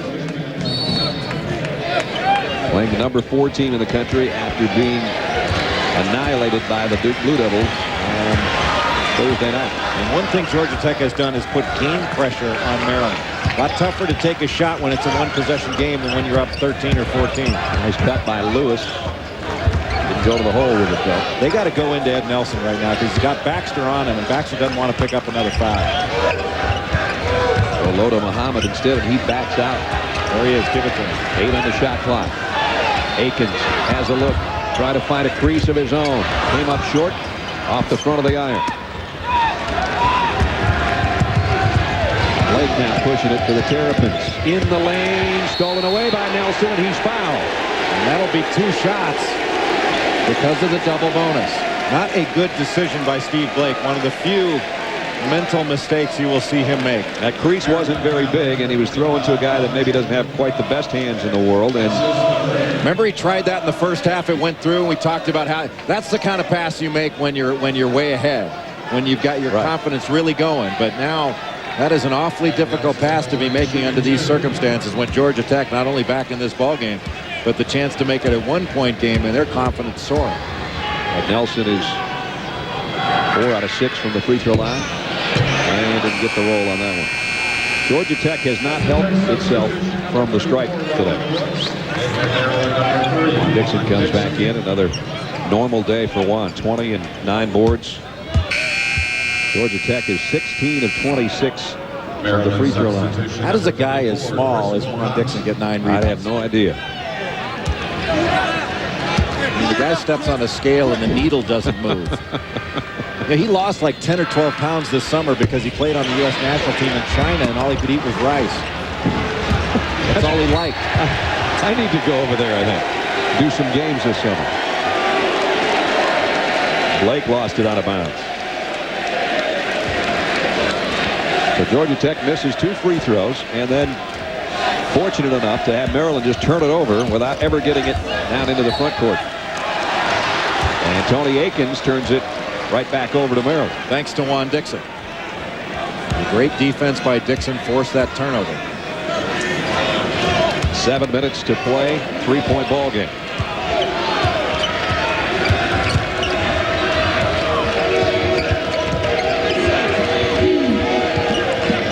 It goes down the low block to Baxter. They move it back around the perimeter. Trying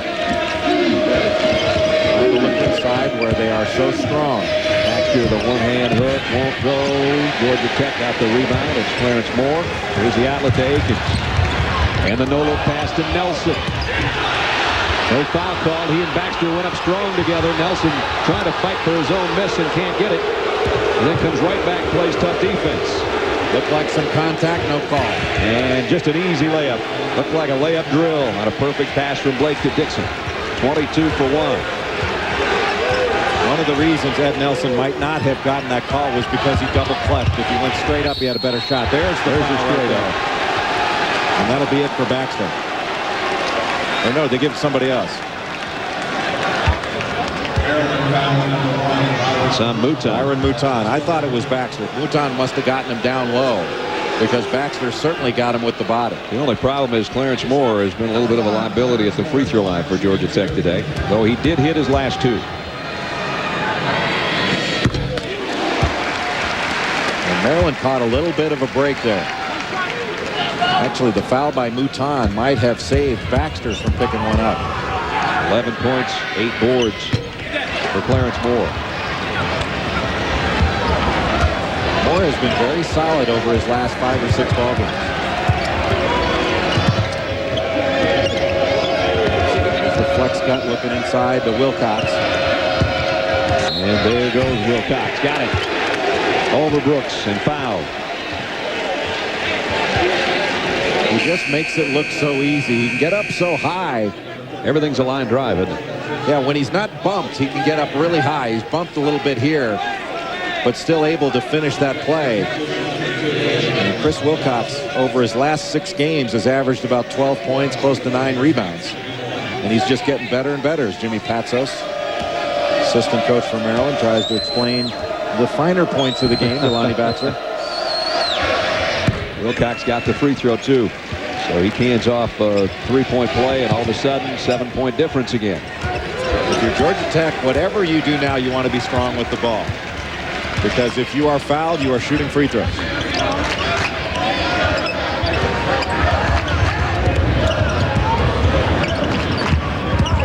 Muhammad back outside. Lewis got a 3. Got it to go.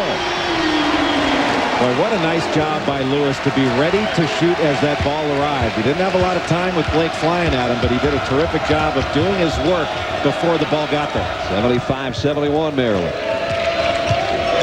We approach the 5-minute mark remaining in this ACC matchup from Atlanta.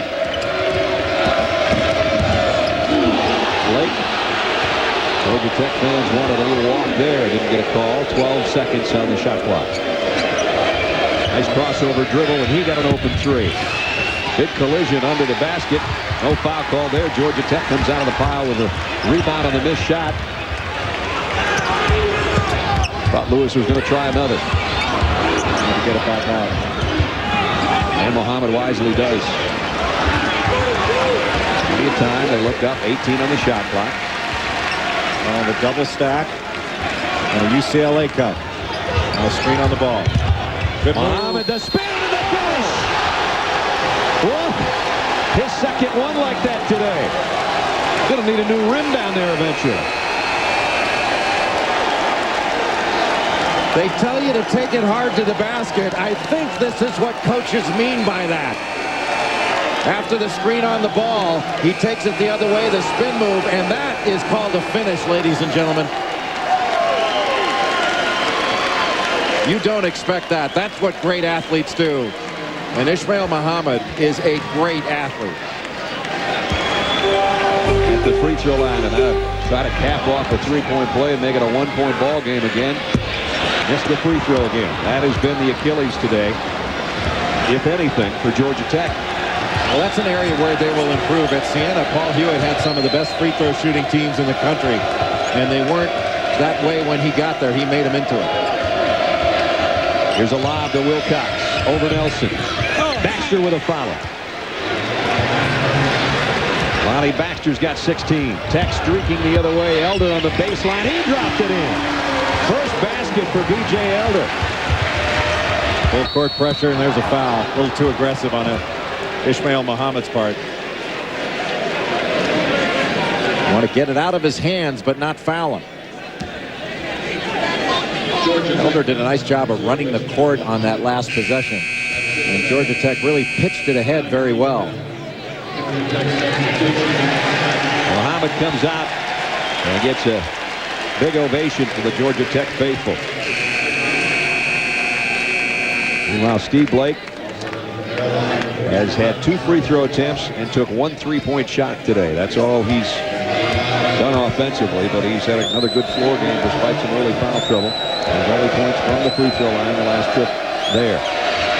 Yeah, I really believe Steve Blake is one of those point guards that doesn't care how many points he scores. He knows that he is measured by wins, not points, and he has done nothing but win. First at Oak Hill, where he's 31-0, going with Travis Watson as seniors, and at Maryland. Has 4 points to go with 5 assists today, and has made it a 4-point game again. Aiken's looking for a screen. Wilcox stayed with him that time, or he might have pumped another 3-pointer. Georgia Tech really curls off of screens very well. Nelson, strong move. He just finds a way to get it in the basket, doesn't he? Yep. Doesn't go over you, doesn't go around you. Just gets it there. He's just plain Ed. Nothing fancy, just Ed. It's Mr. Ed. Mr. Ed. 16 for Mr. Ed. 2-point game again. He has been forced inside, hasn't he? Oh, tried to flop on Wilcox, and he went airborne. Have we seen some athletic plays to the hole in this one? We sure have. And Juan Dixon been chasing Tony Akins all day and finally gets his second foul. Wilcox went down. Nelson. 2 timeouts remaining. Both teams shooting 2 shots with every foul. St. Bonaventure owns the possession arrow. Well, it's so early in the Atlantic 10 schedule. However, Nelson, and again, just taking the ball to the basket and finding a way with that quick release to get it through a bigger defender and over a bigger defender. You can see even Nelson laughing a little bit at that jam by Chris Wilcox. Everybody's struggling from the free throw line today. When Tony Akins starts missing free throws, you know it's been kind of a long day. Tony has 19 points and 8 assists and has hit 5 3-pointers for Georgia Tech.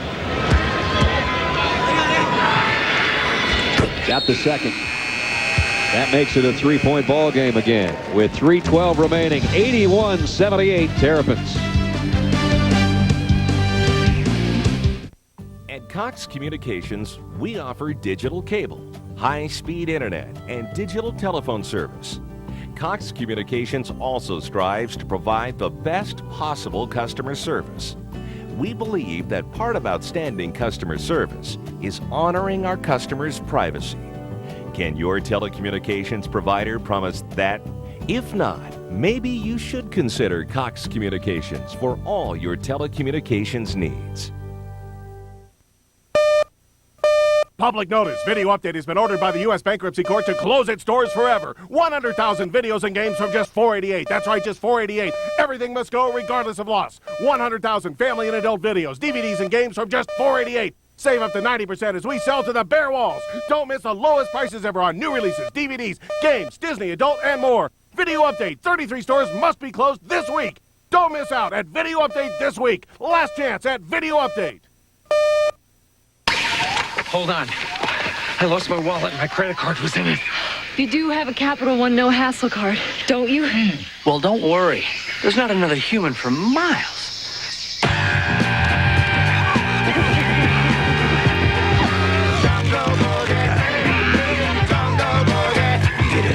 Worried about losing your credit card? With Capital One's no hassle card, you're not liable for a penny. Plus, get the nation's lowest long-term fixed rates and no telemarketing.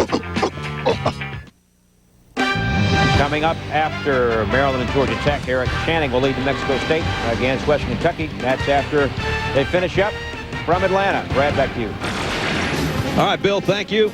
It is a close ball game, 81-78. We didn't think there was going to be a time when we could say that, because it was a 16-point lead for Maryland in the first half. They led by 13 at halftime. Georgia Tech came out, and you said, if nothing else, they're going to play hard. They played hard. Yeah, you know, they got to talk into at halftime about playing harder. It's not that they didn't play hard in the first half, just with much more intensity in the second. You can tell by the way they came out, scoring the first 6 points. And Ed Nelson was a guy that really helped set the tone for them. And he is a guy that, as you say, if nothing else, he plays hard and gets results as a result of that. Georgia Tech in the second half has shot 58% from the floor, too, after Maryland had shot 68% on their side from the field in the first half, and Georgia Tech knocks it out of bounds.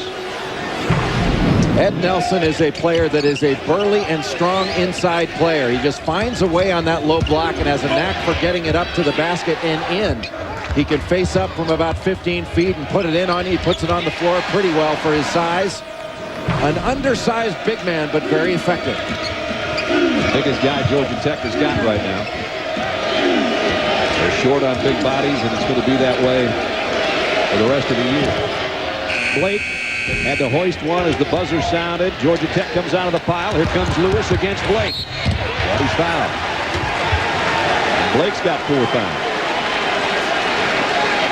That was a foul that was probably manufactured well by Marvin Lewis. He knew that he had a step and an angle to the basket and took it in with a mind of getting fouled rather than completing the play. You can see he goes strong, and he just dips that shoulder and goes right in to Steve Blake. He found himself too far under the basket to think about finishing that play, but he goes to the line for 2 shots, and another foul goes up for Steve Blake. He's the 3rd best free throw shooter, is Marvin Lewis, in the Atlantic Coast Conference. There's the foul story. Baxter, Newtown, and Blake all with 4. Georgia Tech doesn't have that kind of worries right now anyway.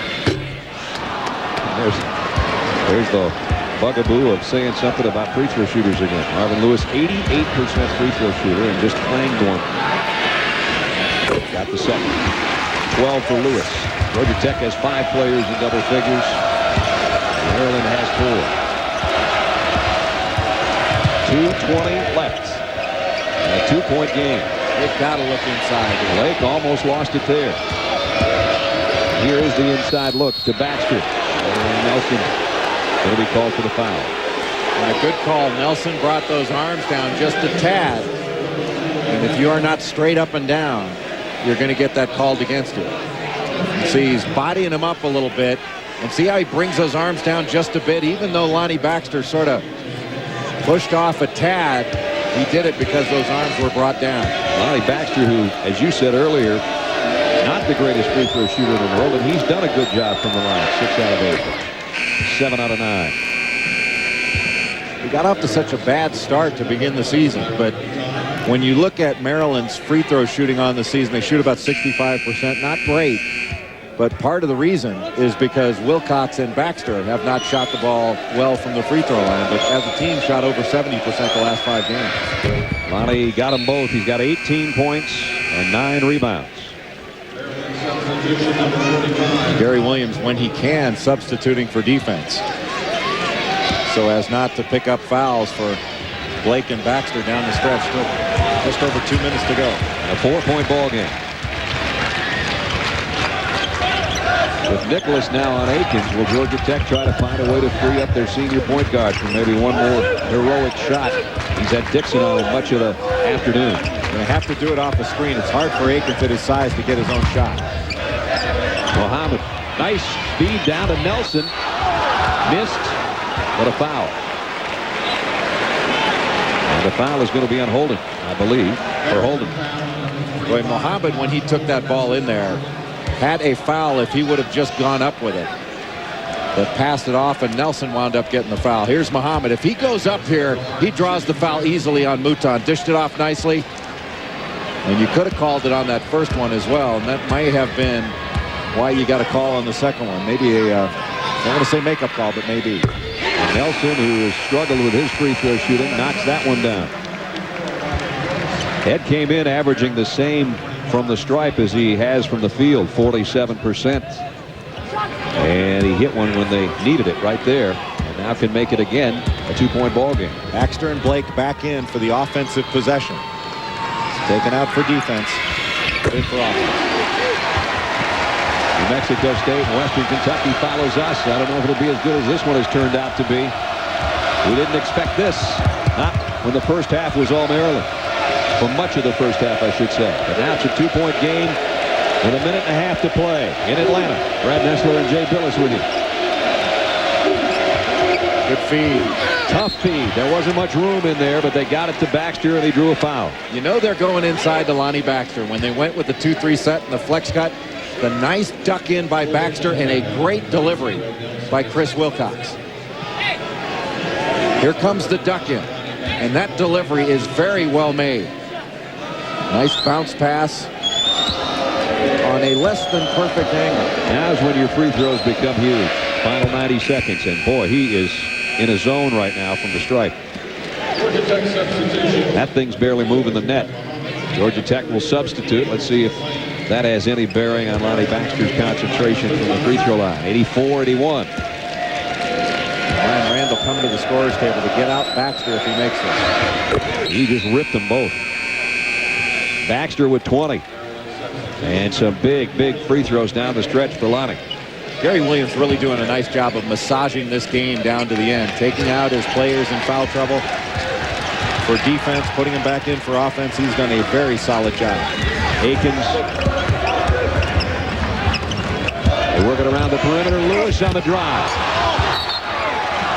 And Georgia Tech will have it out of bounds. Looking for a foul call underneath. Didn't get it. Nice block by Randall. Dixon out of position for one of the rare occasions you will see, and Randall just taking it out of his hands. That was a nice block.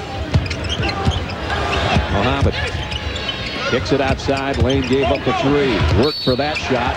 Wasn't a great one, but he did get fouled. Looked like it was Wilcox from behind. Maryland foul number 33, Randall. Yep. That's 3 on Randall. Well, one thing you don't want to do, Brad, is foul jump shooters. Number 33, Holston Lane. That was really a bailout foul on what was a difficult runner. Lane's a good free throw shooter. There's the free throw story today. Georgia Tech has blown a lot of opportunities from the stripe. Not for Halston Lane on that one, though.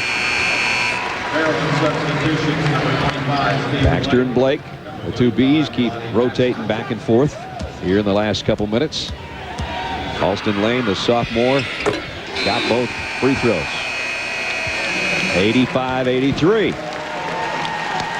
And a timeout with 61 seconds remaining in the ball game. We might have to start saying 61 seconds remaining in regulation. You never know. Maryland, Jay's alluded to their schedule in upcoming days, and in this case, weeks. And Thursday's the big meeting at Duke. Do you think Gary Williams is saying to his team, now guys, I don't want you looking past Duke to Clemson? Not right now. He's going, I don't want you looking past I-85 right now. Well, the other night at Cameron Indoor Stadium, the Duke student body was chanting, "We want Maryland," forgetting momentarily that Duke has to play North Carolina State at the ESA this evening.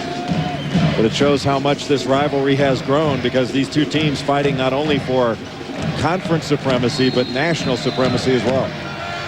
Again, Georgia Tech will try some full-court pressure. Dixon trying to get it over Akins and does.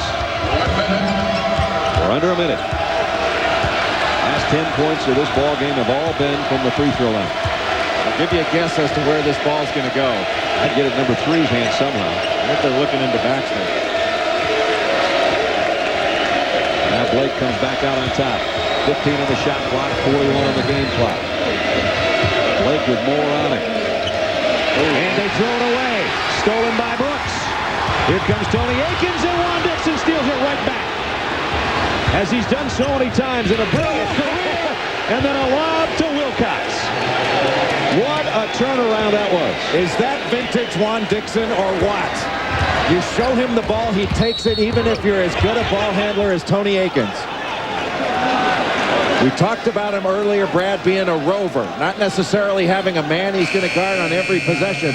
Coming from behind and just picking the pocket of Tony Akins, then having the presence of mind and the fearlessness to throw this up to Chris Wilcox. And Wilcox with a finish with 14 points. And that one took Brooks right into the rim with him. Blake has fouled out. He fouled Akins going the other way. What a player, Juan Dixon. I'll tell you, I think he's one of the best the ACC has produced on both ends of the floor. I agree with you. Tony Akins, huge free throws coming up. And I'll tell you one other thing. Maryland better retire his number, because that number deserves to be in the rafters at Cole, in my opinion. He could have chosen to go early to the NBA and didn't. Tony Akins hit both free throws. 22 for Akins. It's a 2-point game. 19 seconds left. Pressure. Nice catch by Mouton ahead to Baxter. And that's going to be an intentional. Could have probably done a little better job of that. Wanted to make sure he didn't get the basket. But the intentional foul could be the death knell for Paul Hewitt's Yellow Jackets. That's one thing that coaches really ought to start teaching is when you get in stressful situations, oftentimes your primary goal is to keep a guy from scoring, but what you wind up doing is hurting your team even more. And good hustle by Ishmael Muhammad, but all he needed to do was make a hard play on the ball, and he's still going to keep Lonnie Baxter from scoring. But now, with that foul, just about sealed it for Maryland. And Baxter has been red hot from the free throw line. It continues that way. 21 for Baxter, and he's hit 7 straight from the stripe. That's how you win games in close encounters. Missed the second. But it's a 3-point game, and Maryland's got the basketball. And likely to be a 4 or 5-point game at least on this inbounds play, because Georgia Tech will likely have to foul pretty quick if they can't get a steal. Georgia Tech's got NC State next, and then Virginia in here next. That's their next home game, and quickly they foul a guy that doesn't miss free throws. Tony Akins, they had no choice. The pass came into Dixon. And while Juan has missed one today, he doesn't miss many over his career, 90% free throw shooter. So that's Georgia Tech's schedule through the first week of February. At NC State is one tough ball game, and this Georgia Tech team, though, has been very successful against Virginia of late. And Juan Dixon calmly knocks down his 23rd point. And in doing so, makes it a 2-possession game. And in all likelihood, makes it the 13th win for Maryland. They got them both. Georgia Tech, less than 10 seconds. Tony Akins will run it up, try to get what he can, and he did get that. But now they need desperately for something to go right, and it goes into the hands of Dixon again with 3.8 seconds left in a 3-point game, and one free throw ends this thing. Not a bad decision to take it all the way to the basket. Just to get something quick, foul right away. But you're left in the position of hoping that a 90% free throw shooter misses both. If you take the 3 with a little bit of time left, you may have a better opportunity. And Juan Dixon just won't miss.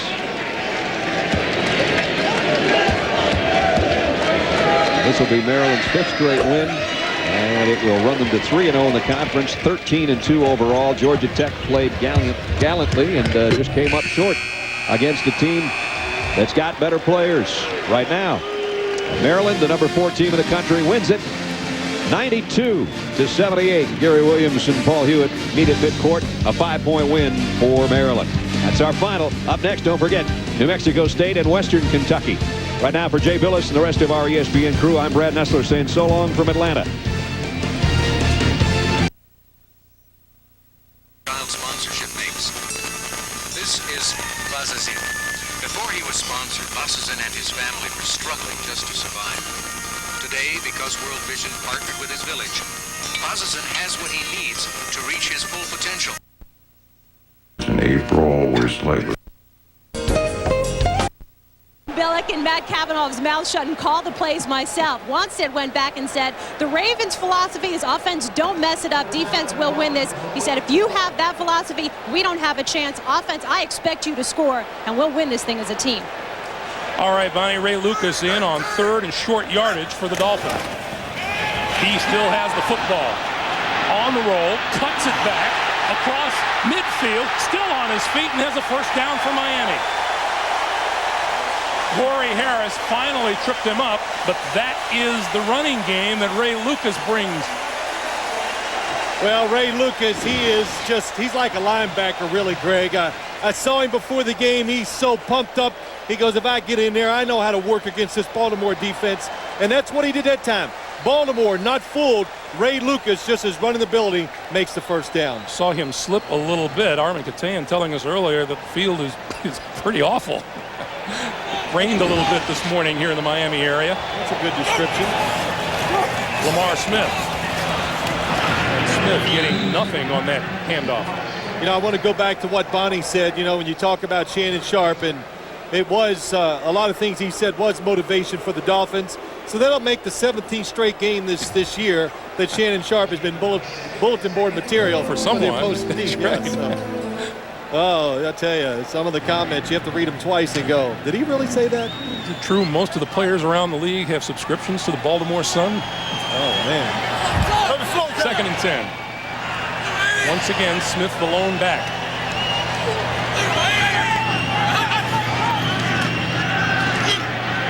Fiedler with time over the middle, incomplete. His intended receiver fell down. And Ray Lewis almost had a little gift interception. Well, he did. When you talk about this Miami offense, they really feel confident about their game plan going against this defense. Ray Lewis, you talk about the tackling always when you hear people describe him, but he is really, really good in the passing game. Watching the quarterback, going to the right spots and making those plays. Smith and Travis Minor now in the backfield as Fiedler works a 3rd and 10 out of the shotgun.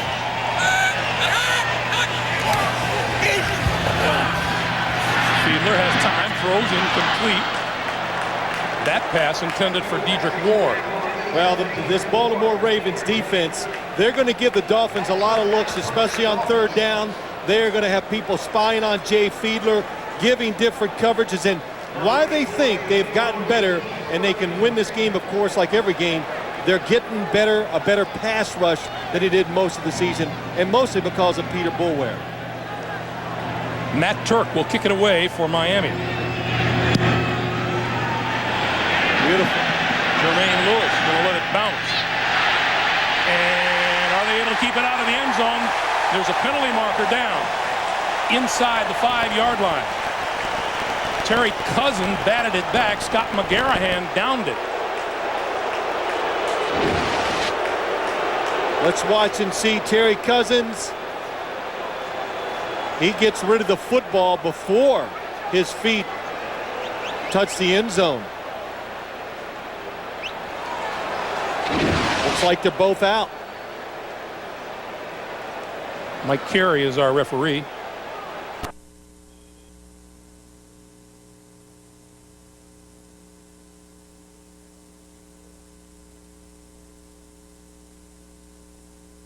Go to the sideline. He can hit in the knee. He can come back in after the next dead ball. Yeah, but I tell you what, if he goes out and comes back in after the next dead ball, there's going to be a howl of protest. But he's you allowed can't to do fake that. injuries. No, he's allowed to do that, though, Mike, according to the book. But what a trade-off getting the 80% free throw shooter. Owens at the line. It is a 5-point game, and you could see Battier's leg bang into Curry. And remember this, though. It's tough coming off the bench. He's not tough for him, though. It's usually tough just stepping out there where you haven't been in the flow of the game. Owens has got the good stroke. He has 6 points. Each team has 2 timeouts left. We are in the 1-1. Wow. Wow. And soon to be in the double bonus. What a great effort by North Carolina to place them in a position to win here on the road. They are up 78-71. Matt Doherty has seen this place a lot of times, but his first as a head coach, and now Duke really needs something special. They are reeling right now. They got to convert in this possession. This is a must. Williams for 3, that's huge. And that's what he does, comes up with big plays, and they get a timeout. You know, Jason Williams has 28 points, Dick. He's special. How effective they've been on this floor. They had 46 in a row before Maryland beat them on this floor at home. 31 in the ACC. They're going to kick it out. I mean, that's an NBA. I mean, he shot that from Raleigh, North Carolina. I mean, that was not here in Durham. He's shooting that. That's NBA trifecta land. Great range, the seams, the rotation, the backspin. Williams is #1 in the ACC in long-range shooting. Came into the game, he hit 63 of 134 three-point shots. That's 47%. Yeah, he's a big-time scorer and a big-time shooter and a handler, and that's why he's the premier guard in America. Now, you can look down. Ron Curry has an ice pack on his left thigh. I think that's where he was banged into. Here's the last loss. A year ago, Maryland came down here and beat them on their home court, 98-87. They have only lost 2 of the last 55 regular season ACC games. Yeah, the last loss in the ACC was Maryland, but they also lost to St. John's. Mike Jarvis's kids beat them here a couple of games after the Maryland game. Now they need a defensive stop. 105 and counting in a 4-point game, and Forte has been sensational. He's unstoppable if he gets in the 3-second area. Peppers got hurt. He's trying to gut it out. It's a 6-point lead. Dunleavy, basket counts and a foul. He's hurt. They're going to call the foul on Capel, who was limping before the shot and went down hard. And we're way up here. I was saying Peppers. I meant Capel from where we're sitting. So 25, not 45. Yeah, here it is. There's the drive. Goes down the lane. They get the block on Capel. One of those calls you consider all night. Ooh, I don't know. Well, on that call, the only thing you have to do is you have to watch when the feet leave the floor. If the player's still moving when the feet leave the floor, it's going to be against the defender. I mean, people should see where we are. We got pipes in front of us. We're out in the far baseline corner. See, Capel, look at him lift. He's hopping. Dunleavy knows it, so now he wants to attack the basket to take advantage of the open lane. All you have to do is watch the shooter's feet. If they leave the floor, he's got to have a place to come down, and you can't occupy it after he's taken off. It was cramps, it looked like. Confirmed from downstairs that it was cramps for Capel. So Capel suffering from cramps. Curry has an ice bag on his leg. And now here's been the Achilles heel for Duke. 11 of 24 from the free throw line tonight. 2 out of 4 from Dunleavy. This is a big free throw because it makes it a 1-possession game if he scores here. If he converts on this line, it becomes a 1-possession game. He does, 80-77. Here comes the pressure. Here's the pass ahead. Picked up by Battier, but he lost it. Peppers. They're going to call a charge. With the goal, waves it off. Holy cow, what a turnaround. I think they're going to call an illegal pick. On Lang, possibly? Yeah. On Lang. Oh, yes. That's a good call. Freeze it right here. Freeze it. Watch this right in here, this action. Watch that action right there. There it is. See right there. Oh, there's no doubt about it, Mike. A blind man like me can see it way up here. Clockety with a great call. Oh, yeah, he screens him right out of the way. What a turnaround. Think about this. Peppers has the deuce to get it to 5. Instead, it's 3, and you're shooting a 2 shots down here at this end. Jason Williams, like the rest of his teammates, has struggled from the line tonight. Even though he has 28 points, he's only hit 3 of 8. Can they make him at crunch time? I think they can. I really do. I think they're those. the kind of kids they are. They got great character, very resilient kind of kids. They respond to pressure. You saw it better than I. You were there. You witnessed it. Against Maryland, they responded to the most intense kind of pressure because the Terrapins had outplayed them the entire game. They had not played well, and then all of a sudden, 1 minute to go in the game, I think they realized they were Duke and what they had to do, and they got some breaks, and they took advantage of it. Winners make those kind of plays. But I'll tell you this night, right now, North Carolina has come in here with a great game plan. They've executed and have played superb basketball on the road. Dick, I know you're going to be glued to your set February 2nd through the 6th. ESPN, ESPN2, and ABC as some of the greatest extreme athletes compete in the Winter X Games, the 5th annual and the 2nd from Snow Mountain, Vermont. For more information, log on to ESPN. That's fun. That's fun. And we've got a preview of the Winter X Games coming up. I'll tell you, we got a nice preview right here. Just what we anticipated. A nail-biter, a mail-lock smasher, coming down and making free throws. The team that's excelled during the year on the free throw line, having a tough time tonight, as Mike has told you repeatedly, has really struggled. Capel is back in the ball game. Good news for North Carolina. Williams will go to the line. He's hit only 3 out of 8 free throws, but still has 28 points. He's buried 6 threes in this ball game, and she can't watch. You know, when you think about, for example, the situation where Maryland, Blake goes out of the game, they struggle without their point guard. In this situation, they go without Curry, and they struggle, but they miss another free throw. I mean, it's incredible. It's been Brick City on their free throw line. 3 out of 9 for a guy who's a 75% shooter. Here comes Curry on the floor to give him another ball handler, give him some experience. You got to go right after Curry. If he scores here, as soon as he touches the ball, I wouldn't let the clock run. I'd go right after him and let him have to beat me on that line. I'm really surprised he's back in the ball game for that very reason. See him since the 2nd. It's a 2-point game. I would not let them take a lot of time off the clock, especially if the ball goes in Curry's hands. Forte across the You don't want to foul him. There's the double team. Peppers. Underneath to Owen. And blocked by Williams. What a block! Oh, what a defensive block by the guard. Duke can win it. They're down by 2. Williams for 3. Rush the shot, and Dunleavy commits a foul over the back. What a defensive stop by Jason Williams. But then he comes to the other end of the court. That shot was so quick. Yes, he shot it. Now watch this recovery right now by Jason Williams. We're talking about a guard. Look at him sky, like a skywalker. He gets it all. I'm going to watch him right now as the trail man in the defensive transition. And there's the block. Now you put an excellent free throw shooter on the line in Jason Capel, but it's his first trip to the line tonight. He's 5th in the ACC.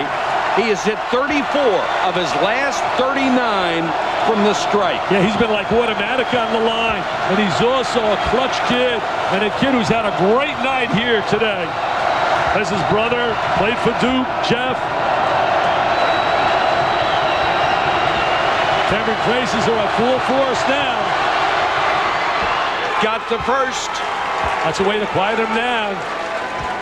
This would make it a 2-possession game. Plenty of time left for a miracle to happen. North Carolina 9 out of 13 from the line. And that edge is supposed to go. That edge, according to all the experts, was supposed to go to Duke. 4-point game. Williams, Dunleavy. Back to Williams. Haywood goaltending. Yeah, you got to score that goal. And really a good decision, getting the quick deuce. Don't have to think about 3 there. 20.2. Now you've got to foul or get the steal. Haywood will come out of the ball game. Owens will come in. Curry is still in there, and Duke would love to see Curry get the basketball. Yeah, I'd let him step to the basketball. See, I wouldn't deny him the ball. I'd let him step to the ball. They did.